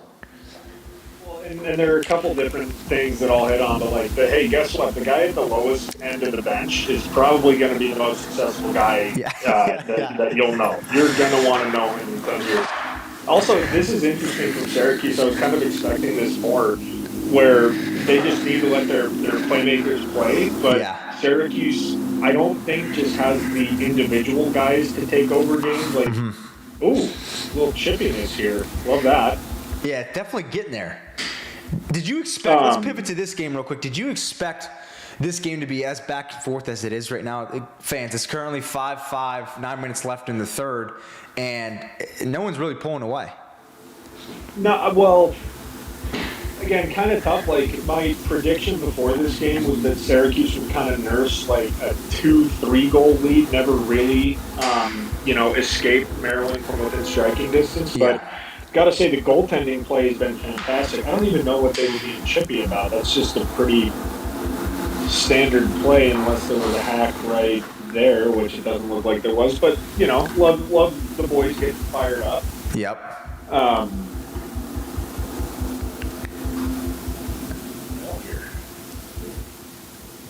Wait, is yours live right now? What's the time say on your scoreboard? 13:34. No. You're like 5 minutes behind. Click refresh. That's what I was gonna say. I mean, I saw it skip like 30 minutes ago. Which, by the way, okay, go to live. 5 with 750. Yeah, perfect. There we go. I was like, all right. Well, I missed the goal. I was going to try and get some decent analysis here, and I was just completely missing it. You've had some fighting back, dude. Can we chat on that?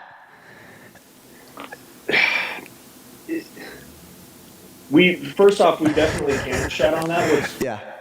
What has been interesting to me this game is the variety of looks in which the defense has stood tall. Yep. So outside of a couple fumbles where it's just quick sticks on the backside, like the short stick D-middies, and I'm pretty sure this is just defensive scheme, they're just saying like, hey, let's not think that these Syracuse guys are good enough to just dodge one-on-one and get a shot off and we need to slide. Because their ball movement, like Syracuse's ball movement is, I would argue, about the best in the country. Yeah. Like, even as we saw right there, that skip pass to a low-angle shot. Yep. But both defenses are holding both offenses to giving up the types of shots that the goalies are clearly comfortable with. So, like, even that outside shot right there, we see it gobbled up. Like, hey, let's make them consistently score that goal so that, our goalie can get hot. Yeah. What are you seeing? Give me some analysis for you. I'm curious where your eyes are at. Obviously, I know more than you about lacrosse and way better, but curious where you're at in your analysis. I think there is something similar. We talked about it in Dukes in the first half. Like, Cuse obviously has a tradition, so does Maryland, but in recent years, the tradition of the Tillman iPad era is what I call it. Like, you can't count the Terps out. Cuse is kind of coming in as this kind of reborn baby, where I think they're great this year, but like still my pick at the beginning is I truly think Maryland is going to win this game. Because I think when it comes down to Gate versus Tillman, like I think Tillman is Nick Saban of college lacrosse. And to what he's done this year after year, like I felt like every year we've counted them out, they've been in the mix. Last year on the Pehlke show, like we had them X'd out early. Then they make it, obviously, to your boys in the championship. And I don't know, I just think, obviously they don't have a lack of top guys, but I feel like every year they just do something with the talent that they have. And I don't know if Cuse really has the backing to be in these big games and really be consistent with it. I think the young guys with the Spallina era, there goes DK with a goal. And I don't know, I just think the scheme that Maryland puts in week out is something that you can't forget. And I've talked about this with Terry Coy at length. The sneaky, most interesting part of this matchup is, as you just called it, the Tillman versus Gate difference in coaching. Yep. And in particular, the turnover on offense, because Maryland, for the last however many years Tillman has been at the helm, they've said, if you're not producing, we're going to shuffle you and put you on the second line. We're going to replace, we're going to keep the rotation fresh consistently, whereas Syracuse the last 2-3 years, it's going to be the kind of the same pillars of the offense, the Roa, the Spallina, the Hilts, these guys. So it's a much more difficult challenge for Syracuse's defense because you don't really know who's going to be the guy at any given moment, whereas in Maryland you can prepare for these guys who are absolute studs and are going to be on the field for 90% of the game. Yeah, when we played Maryland, every year it was like they have 8 offensive guys, 8 of them could play, 3 of them could start, and you have no idea. It was funny enough. When we were playing at Ohio State, Maryland was the team that we knew the most boys on. And it was always a fun game because we just had the most connection with them. And every time we played them, you'd look at the scout and be like, dude, all these guys could play, and you don't know what it is. And I think the other thing that's interesting, and I want to hear your take, is doing all these college documentaries, going to your squad, going to the ACCs and Big Tens, going Ivies.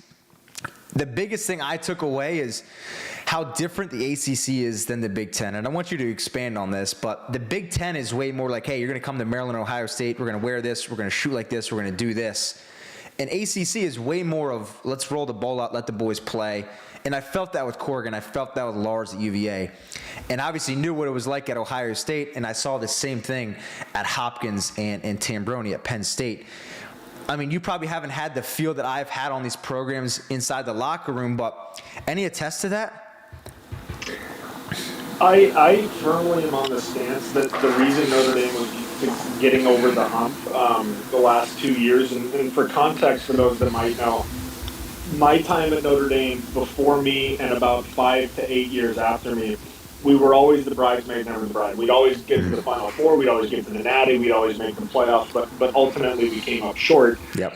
Reflecting on my time versus talking with current or more recent players, I give Corrigan a huge amount of respect and credit, not just for putting a priority of your development as a whole self. Like any good college coach, they don't care what you do on the field. They care about your growth and making sure that you're doing the right things. I firmly believe that the reason Notre Dame got over the hump was because Corrigan took a step back from a more structured offense into a, hey, here's a couple sets that we're going to tinker with, but ultimately at the end it's going to be up to you and the decision-making that we'll instill in you, because we don't know where the defense is going to break down.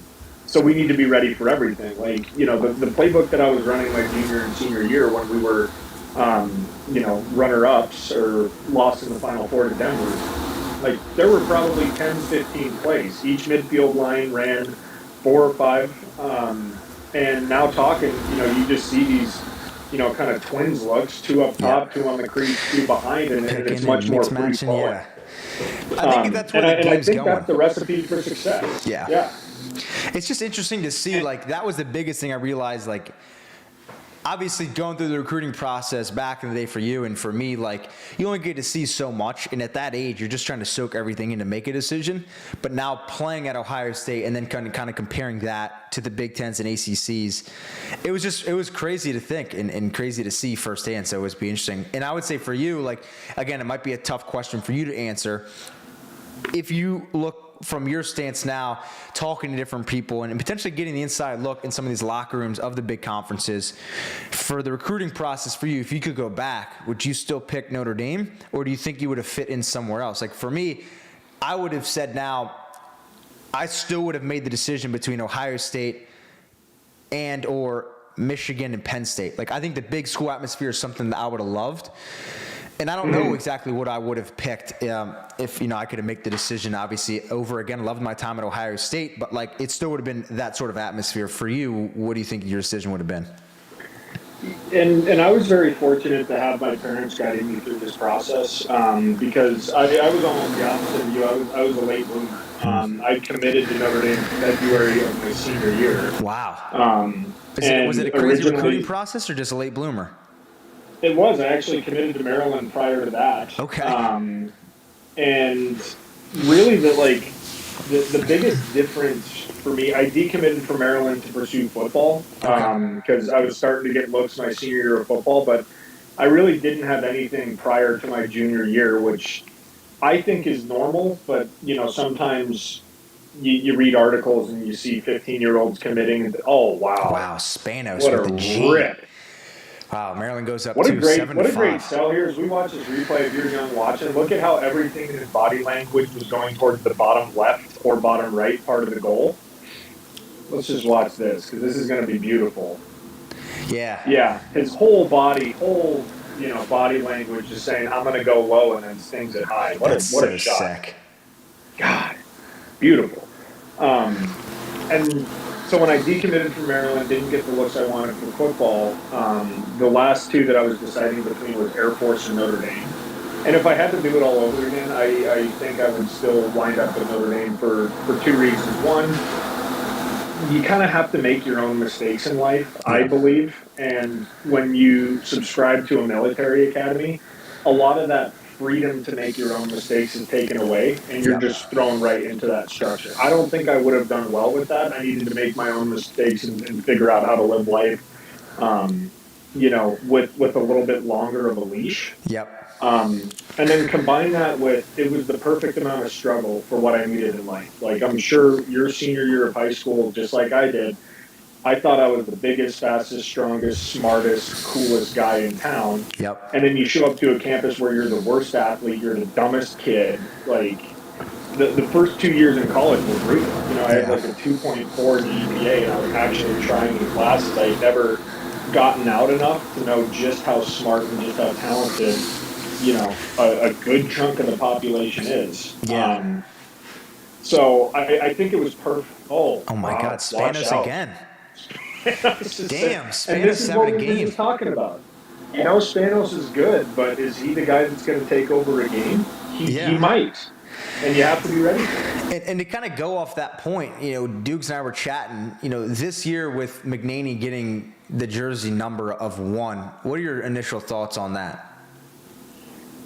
Good. I mean, that's one of those things, whenever I see it, I'm like, oh, McNaney got it. Makes sense because the team knows who they want to be number 1 more than any analysis I could give. So I thought it was cool to see a goalie because a lot of times again, if you're younger and you're kind of listening to this, when you're on the grind of practicing every day, working out every day, a lot of times, like, the goalies can just kind of run with their own circle. Yeah.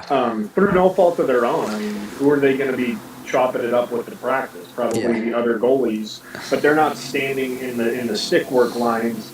They're not doing, like, some of those little things that really develop. Hiltzy, here we go. Wow. Here we Hiltzy. go. Foot on the gas. That was interesting. Lefty. Owen Hill scores underneath. 1. 8-6. We got 17 seconds Slide. left in the third. Oh, he did a little hezzy. I like that. Your stick ain't going to stop him if he has a full head of steam. Not calling out number 50 on Maryland, but make him roll back. Don't just give him the underneath right to the doorstep. I will say, every time I watch games, like, I view it through, like, a critical of the defense lens. Yeah. So offense could make an incredible play. I'll just go, that was just bad defense. You got to be there. Watch out. Oof. Whew. Who are you rooting for in this game? Talking about ACC Big Ten allegiances. Are you kind of hoping that Maryland pulls it off and boosts the conference, or do you have thoughts on that? I'm not like huge into that. Like, obviously, my time of having kind of connections on these teams is obviously fading. Filming with Spallina, a couple of the Cuse guys, having them at the camps, knowing some of the Maryland guys, they still have, connections. I don't know, a part of me, like, wants to see Cuse because it's something a little bit different. I think, they're kind of getting back to what they used to be. But I think Maryland too, like I'm a big legacy guy. Like I want to see Notre Dame three-peat because I want to see kind of that happen and history be made there. And I don't know, I think what Maryland's done in recent years in the Tillman iPad era has been sick. And the question I kind of asked Duke, and I'll point it to you, I just lost my train of thought. What was I going to say? Talking about dudes, about legacies. Yes. So legacy-wise, like kind of going off my question, do you think Notre Dame has what it takes to go three-peat? I mean, I know it's hard not to be biased here, but like, do you think they have what it takes? Because in my eyes, like playing them, our senior year was their first one and waxed us. It was 16-3. I scored the third goal. And that was the first, that was the first quarter. And I think obviously with Entenmann and Pat, like, and some of the big guys leaving, like a lot of shoes to fill, but they still have dogs in the fight. What has me most optimistic, again, in the same way that Syracuse won by 1 million goals in their first 2 games, Notre Dame's 2-0 with a crazy goal differential. The high level takeaways for me, one gives me the green light, and then one's a little bit concerning. The thing that's giving me the green light is already the depth that we're seeing. Like we have freshman contributors and starting on a roster that is returning some of the highest firepower. Like we can talk about graduating Pat, we can talk about graduating a number of other guys, but the fact that there have been freshmen that have stepped up and been so good that they're contributing early on in the season as a starter is kind of unbelievable to me. It's just a testament to how good these high schoolers are coming in. And, kind of the low-hanging fruit is we're not even mixing, Buckner or Faison into the mix yet. We haven't even seen the athletic depth that Notre Dame has, and it just seems like a crazy reload. It's kind of funny because Corrigan's done such a good job recruiting. I feel like this is probably the easiest part of his entire coaching life. You win 2 in a row, you're going to have everybody in the country wanting to come and play. It's no longer a decision of like, do I go and win an Natty at Duke, or do I, try and get Notre Dame over the hump? Yeah. It's like, hey, let's just go win another one. The thing that is not necessarily concerning, but I just need to see more of is the goaltending play. Liam Entenmann, again, no offense to the Kavanaughs, and I know that they'll beat the shit out of me, but I spent half my career defending Matt. Yeah. Liam Entenmann should have won the award. I've never seen a goalie change a game. Like, I've never seen him have a bigger impact, especially watching him in person. When Maryland got their first 2 goals in the Natty, good shots, about 12 yards, well placed. They went in, and Entenmann was looking at the defense like, my bad, guys, I'll get that every single time. Keep giving that shot up. Yeah. And when he started making those consistent saves, it just demoralized the entire Maryland offense. So they were like, so we have to score on the doorstep, or we're not going to score at all, which then in turn makes Notre Dame's defensive job easier of like, hey, let's just dogpile the middle whenever there's a feed. Yep. So it's not necessarily that the goaltending concerns me, but it's just the fact that we don't have Entenmann anymore. What is that going to look like? Yeah, and we had Liam on the show on Monday, and that was before their first game against, Detroit Mercy, which didn't show obviously anything. And I think the question's still out there. I think going back to the Torreton aspect, like I asked Dukes, or he asked me about Logan wearing number 1, and I kind of brought the Torreton aspect of I'm glad Maryland and Tills made kind of the non-traditional call here, where I felt like with the Torreton, they went traditional with an offensive guy. Where in my head, and you just said it too, I think Liam should have won it. But I think a little bit of legacy and tradition of the award got kind of put in front of the actual play. I couldn't agree more. It's the same argument we have about the Heisman, like the fact that Ndamukong Suh didn't win it for Nebraska in 2009 when he was the best player in the country. The fact that Liam Entenmann didn't win it, let's just call him offensive player of the year. No, seriously. Because if Entenmann didn't win it, no one's ever going to. Yeah, and that's what I thought about. After the fact, I was like, if he can't win it from a specialist or even defensive position, no one's going to ever do it. And the question, man, who just scored there?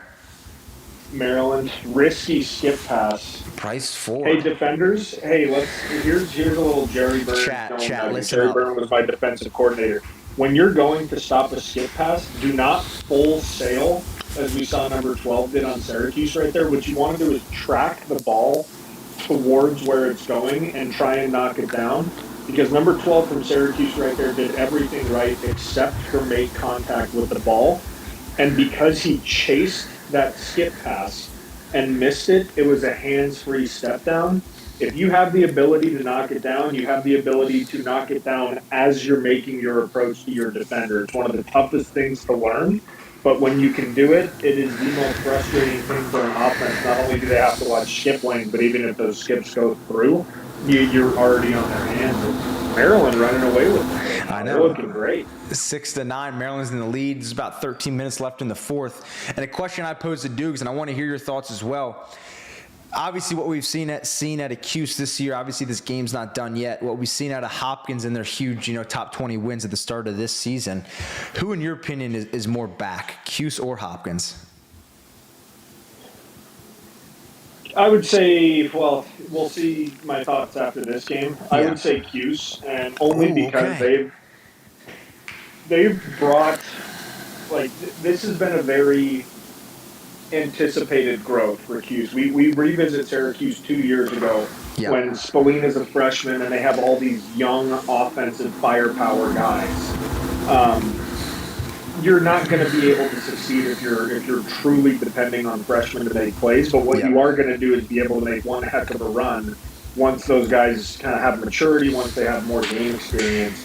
So I would say that Cuse is more back just in the sense that the anticipation has been building the last 2 years with the same names, with the same structure, with the same guys on the back of the jersey, with Gary Gate at the helm.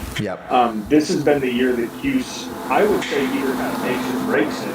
Because if they, we'll see how this game goes and how the season goes, but if they don't have a good Final Four year this year, I would say that the last 3 years have kind of been a wash. So it's more make or break. The stakes are higher for Cuse. Hopkins, they're winning games by narrow margins, too. Yeah. I could say it could be a little bit of similar with Hopkins. I mean, I don't know if you can fact check me here, but quarterfinal appearances last year for both teams, haven't took that step. I know Hopkins was a goal in overtime away from going to the Final Four, but I don't know. I think my answer to that question, I think Hopkins. I just think what Millie's done there after Petro, potentially one of the biggest shoes to fill in college lacrosse, and I think they're more of a mainstay in the top of Division I ranks than Cuse in recent years, but I think Cuse has the upper hand this year specifically. And I think that's kind of what you've seen. We always talk about in the show, Joe Spallina is essentially sometimes Tony Soprano in the college lax days, getting Joey to Syracuse and then having these people follow, it's been interesting to kind of see. And I mean, we had this question somebody asked, a person in the chat, Avery Gaming, said he thinks Alexis Spallina, Joey's sister, is going to have a better career at Clemson than Joey is at Syracuse, which I thought was pretty interesting. I don't know if you followed the women's game too much, but any thoughts there?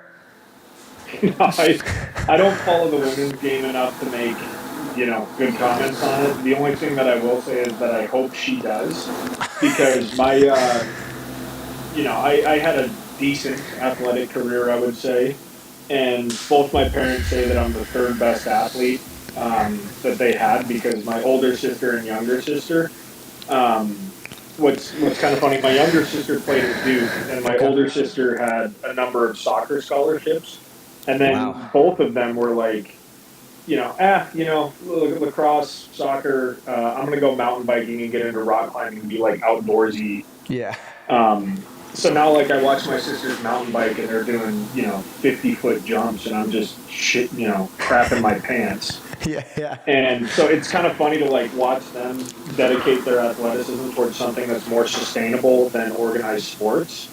And now that I live in Idaho, went skiing last night, getting back into the outdoorsy stuff and finding that. So I hope Spallina's sister has a better career than him at Clemson.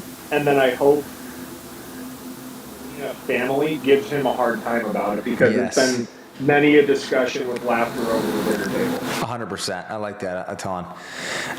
For you, are we getting out to any college lacrosse games this year? I know you're obviously you're in the booth with the Seals doing that probably, more times than you can count. I mean, trying to still love the sport, but are you getting out to any college games? The Notre Dame alumni group chat just kind of started firing up about getting back for UVA. On the doorstep, Daniel Kelly. They're running away with it now. This is where my mindset of just the legacy in the iPad Tillman era. Like I just feel like it's hard to. It's hard. Like it's the same thing. Duke's brought it up too. Like you could never count Alabama out of the college football playoffs or whatever it was during that year, and I feel like the same way with Maryland.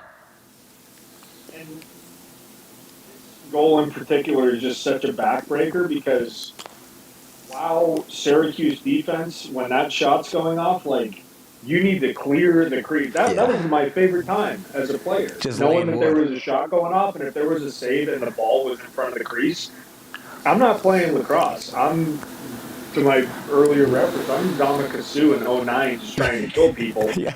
And if there was ever a rebound goal, we knew that would take the wind out of our sails for two reasons. One, we didn't do our job, and two, we knew that Monday morning practice was not going to be fun. You have to protect that area of the field. You got to. So, Maryland, I feel like Maryland has been playing a much more sustainable game in general. Syracuse has been taking shots where they can. Yeah. Maryland has been taking shots where they want on a more consistent basis. Yeah.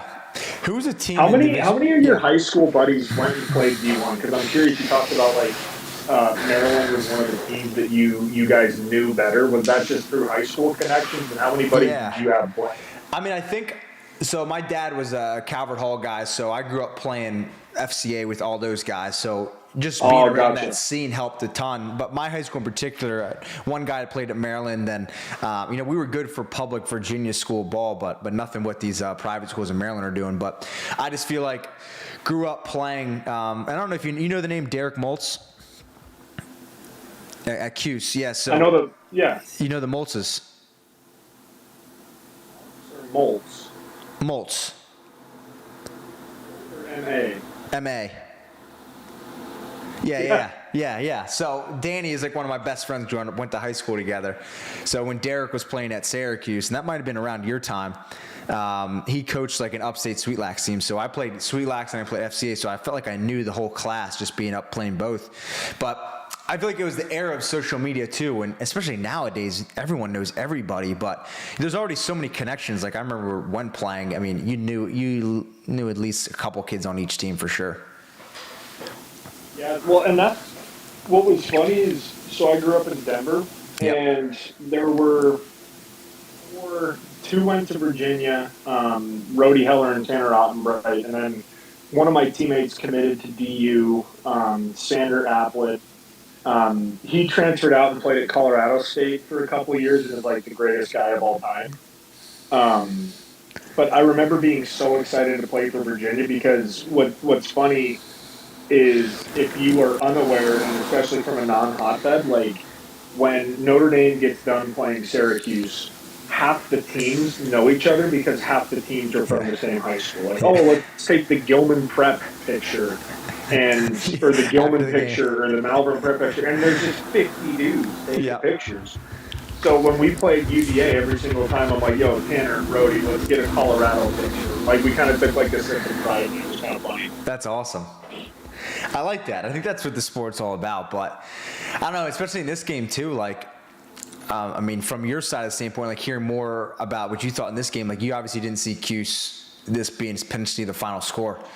Do you think, in your eyes, let me get Dr. Nick's Final Four prediction right now? Gonna go crazy guess here with Notre Dame. Okay. Maryland in there. Okay. In there. Yep. I'll stay with Syracuse. I'll get two ACCs in there. I was kind of deciding between, is it going to be Cornell, Princeton, then who else? But I'll stick with that. We'll go Notre Dame, Maryland, and Syracuse. Give me the championship and then the winner as well. Now we're here. Notre Dame, Maryland, 13-6. Notre Dame. It's another rematch. Okay. Yeah, and the reason why I'm guessing that is because I love parity, and I hope somebody makes a run, and because that's what I want, that's probably the opposite of what I'm going to get. So we're just going to have a simple rematch. Everybody's going to be pissed off about it. People are going to make comparisons between, this is just Chiefs Eagles again. Who even wants to watch Notre Dame Maryland before everybody tunes in? Exactly. And Who's your Final Four? Give me it. I would say Final Four for me, Notre Dame. I like Hopkins in there. Mm-hmm. I want to put Cornell in there, and then I'm going to put Maryland as well. I think championship, it's going to be Maryland, potentially Maryland Hopkins. Or sorry, Hopkins Notre Dame, and I think Notre Dame wins it. Hopkins Notre Dame. Yeah. Boy, talk about two insufferable fan bases, of which I'm one a part of, but I just pray that I don't have to hear that Hopkins band more than I have to this year. It never made sense. On my senior year, we got absolutely waxed by them, and the band was forever in my head. And you don't get it unless you play there. Even in the stands, you don't get the feeling as being on the field, but it is terrible. What's funny, I never played them. We didn't play Hopkins for 4 years, and I just hate them from TV. I haven't even heard that song in person, and I'm already sickened and disgusted by the song. Yes. I love that. We got a comment here from the chat. It says, hit me. Yeah, why Ocella in Idaho? Why do you live there? Why Ocello in Idaho? Work on your grammar, whoever asked that question. Puckboy69 is his name. What's his name? Puckboy69. Puckboy69. No, Puck with a P. Oh, Puckboy. Okay, so probably some greasy Canadian. Yeah. So the reason I'm living in Idaho, so I grew up in Denver, as I mentioned. And, oh, God, that beautiful. Ooh, what a fake. Hiltzy on the doorstep. You've probably seen that NLL. And I will say, regardless of how the game turns out, there is nothing more fun than watching Syracuse man up.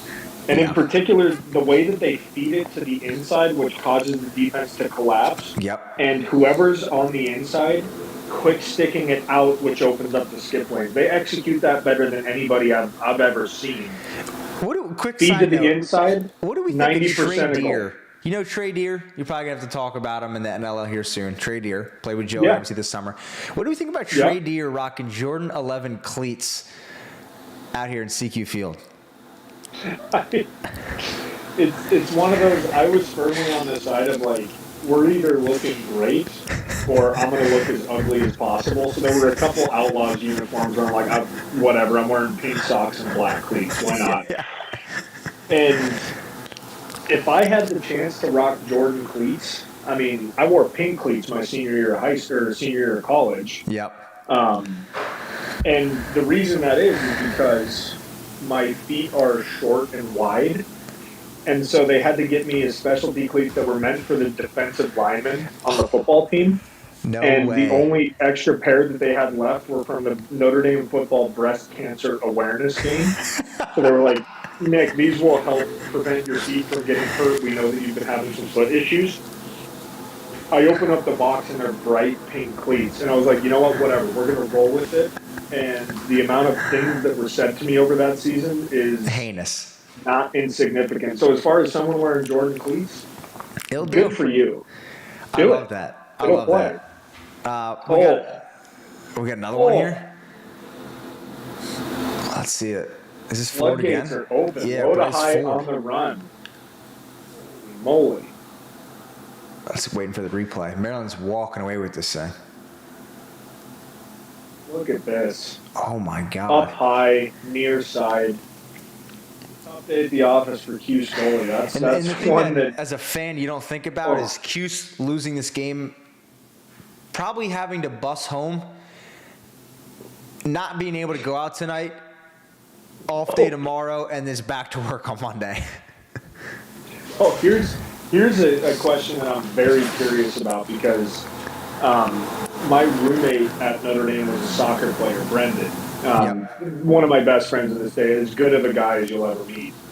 And we had different college experiences strictly based off of what we ate on the road. Corrigan loved when we went out to the East Coast, he'd find the deli when we would play in Philly, we'd get cheesesteaks. He tried to make it like, hey, it's still a business trip, but we can at least eat well. What was your on the road like? Did you have a good or bad? It was shit. Terrible. Oh. And you know why it was terrible? Because it was the hotel catered food everywhere we went. And I could tell you the recipe and the menu every single time. It was dry as you know what, grilled chicken, green beans, pasta, the most watered down marinara sauce, and a bread roll that was hard as a brick. Every single time. And the butter was frozen, so you couldn't even spread it. The The salad was like, you look at the lettuce, you're like, that doesn't look clinically healthy at all. And I think the other thing too, like a fun fact, when we scrimmaged Cuse, like our junior year, on the way home, they just got us like a basket full of chicken fingers. And I swear to God, like we're trying to be Division I athletes and eat healthy. Every single away game or meal after practice was something unhealthy. We'd have DP dough. We would have like Popeyes fingers. or Boston Market, and we would look at ourselves like, I get like we're supposed to be in shape here, but how is this helping the cause? But yeah, away trips, it was always the Hilton catered dinner, and you're like, oh my God, this chicken is so dry. And I kept telling Corrigan this, where I'm like, if you want to really hammer home the recruiting, like talk about the meals that we would have on the road. Yes. Granted, the pregame meals were still kind of the similar catered, from stuff the like hotel. that. Yep. But I remember my freshman year, the Final Four was in Boston. That was the year Loyola won it, actually. Okay. And we were in Boston, and you grinded all season, and the hay is in the barn proverbially. Yep. Like there's we're not getting better. Oh man, what a was a good ride ride. from Maryland! Holy turf monster! The turf monster from who was that? Oh, what's the flag here? Why do they keep chirping? McDonald.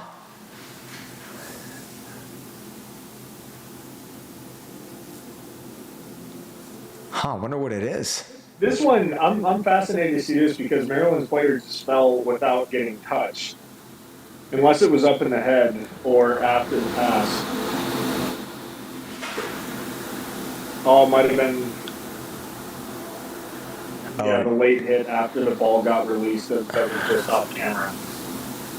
Yeah. That's the hardest part to show your strengths is when somebody just releases the ball and you want to pop them, let them know you're there. You could get away with it years ago. Cannot get away with it now. No, yeah. But back to the story, we were in Boston and we were in North End. And, we were playing at Gillette, so whatever. And coach was like, we've earned it. Said it like it was a spontaneous thing, but we all went to like one of the famous cannoli shops in Boston. We were like walking around Boston, like doing history lessons and stuff. And that's what I always loved about Corrigan was like, hey guys, I understand the season is going to suck in a lot of ways, and it's going to be a grind, and we expect a lot from you.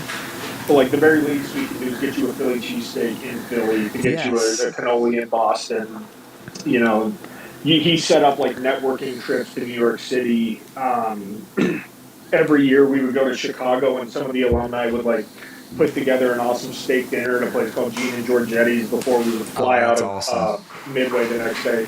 So he made you, because in a lot of ways, as I'm sure you know, the places that you go, some people will be, oh my goodness, what is that place like? And like I could tell you about the hotel room and the stadium. I can't tell you anything else about it. Yep. So he would always make a point to be like, the situation was right, and if we had earned it, let's actually find a reason to appreciate this place outside of a win or something like that. Yeah.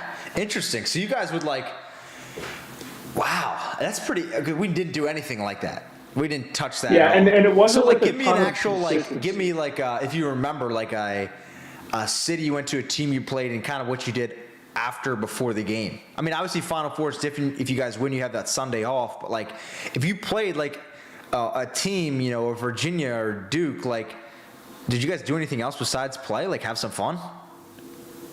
No, I mean it wasn't fun in the way that the chat is probably thinking about fun. It wouldn't be like, hey, we just won the game, like let's go out after. Yeah.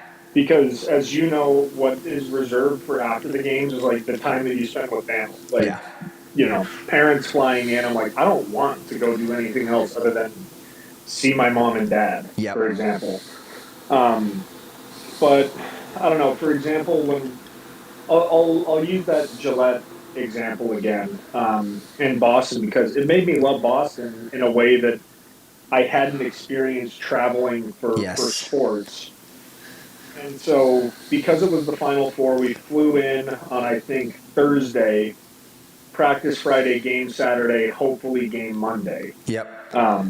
So when we flew in on Thursday, it was kind of just like, all right, let's go to bed.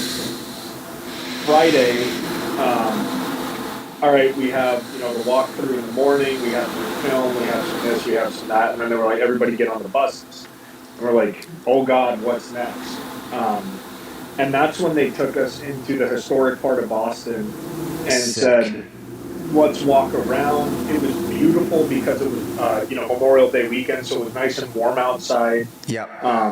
You know, and then there's just 50 people in the staff walking through, kind of like checking out, asking questions. People at tables at restaurants are asking, like, what are you guys doing? Oh, we're Notre Dame's lacrosse team. This is our, you know, hour of free time in a different city.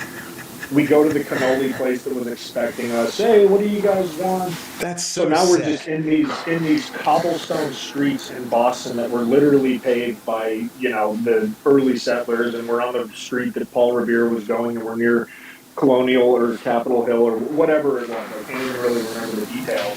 But it was just such a unique moment for us to be in a city that none of us had really been to, having this awesome look at all of us eating cannolis before we go and play Loyola, or I can't remember who we played in the Final Four. And then we went on to lose to Loyola in the championship or something like that.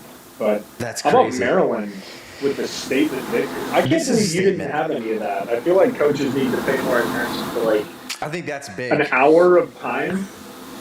Take care of the boys forever. 100%.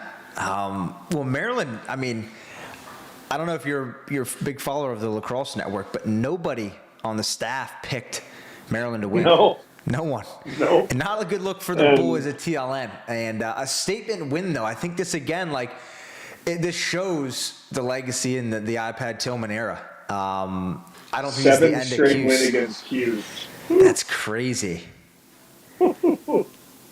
That's Again, nuts. huge credit to Tillman for going into a game. Hey, who on Maryland needs to play well for them to win? That's a list of 10 to 15 people. Like it's impressive what he's been able to do to make Maryland a scouting nightmare for the last, 5-10 years.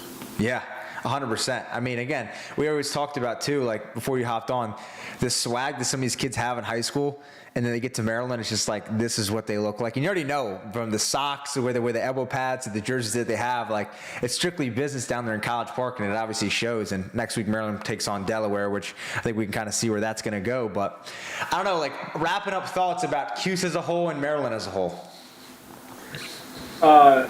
Maryland, sky's the limit. Historically, when you're shuffling rosters, it's difficult to get momentum early on, and they hit their stride at the end. So if they can find some things that work for them, still keep that variety on offense, and when you got that man in goal, anything's possible.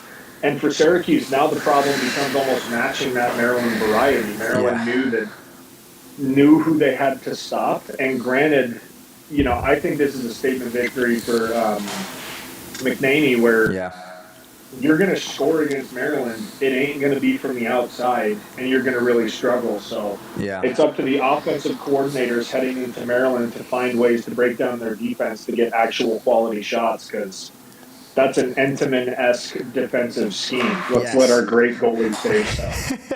No, 100%. I think it's going to be – this isn't the end, obviously, both these teams. I think Maryland has, in my opinion, a brighter future this year than Cuse, but I think Cuse still has what it takes to obviously get in the tournament and have a long run. But Dr. Nick, thanks for hopping on the first ever Pehlke cast. Clap it up. Let's go. Hey, maybe, This a mainstay. is cool. I forgot to tell you this, but like in the attempts to become like, I don't know, a personality of sorts, I didn't give it the full go on social media, but I was a very piss poor stand-up comic for like a year and a half, a Were you? year after college, and I just go around Denver and hit like random open mics and stuff like that. Hopefully, all the film from that has been burned because there were some tough crashes. So, Chat, all in if you all, guys can super dig that pumped. up, we need This that. is. I was going to say things like this is exactly what the lacrosse community needs. Somebody who's taking taking the initiative to do a Pehlke cast and to do some of these things that will be more appealing to the I can just listen to any broadcast and I'm just doing the same thing over and over. So much credit to you for shaking up the appreciate that. lacrosse Thank you. creator ecosystem, brother. I love that. No, I appreciate that. Well, chat, appreciate you guys for tuning in. Follow Nick on all socials, and we'll see you guys next Saturday for the big matchup. We don't know who it is going to be yet, but stay locked in on Mitchell Pehlke's socials, and we'll see you guys soon. Any last words, Big Nick? Nope. Thank you. Best of luck, and we'll see if Notre Dame can three-peat. I'm sure hoping for it. Let's do it. All right, see you, fellas.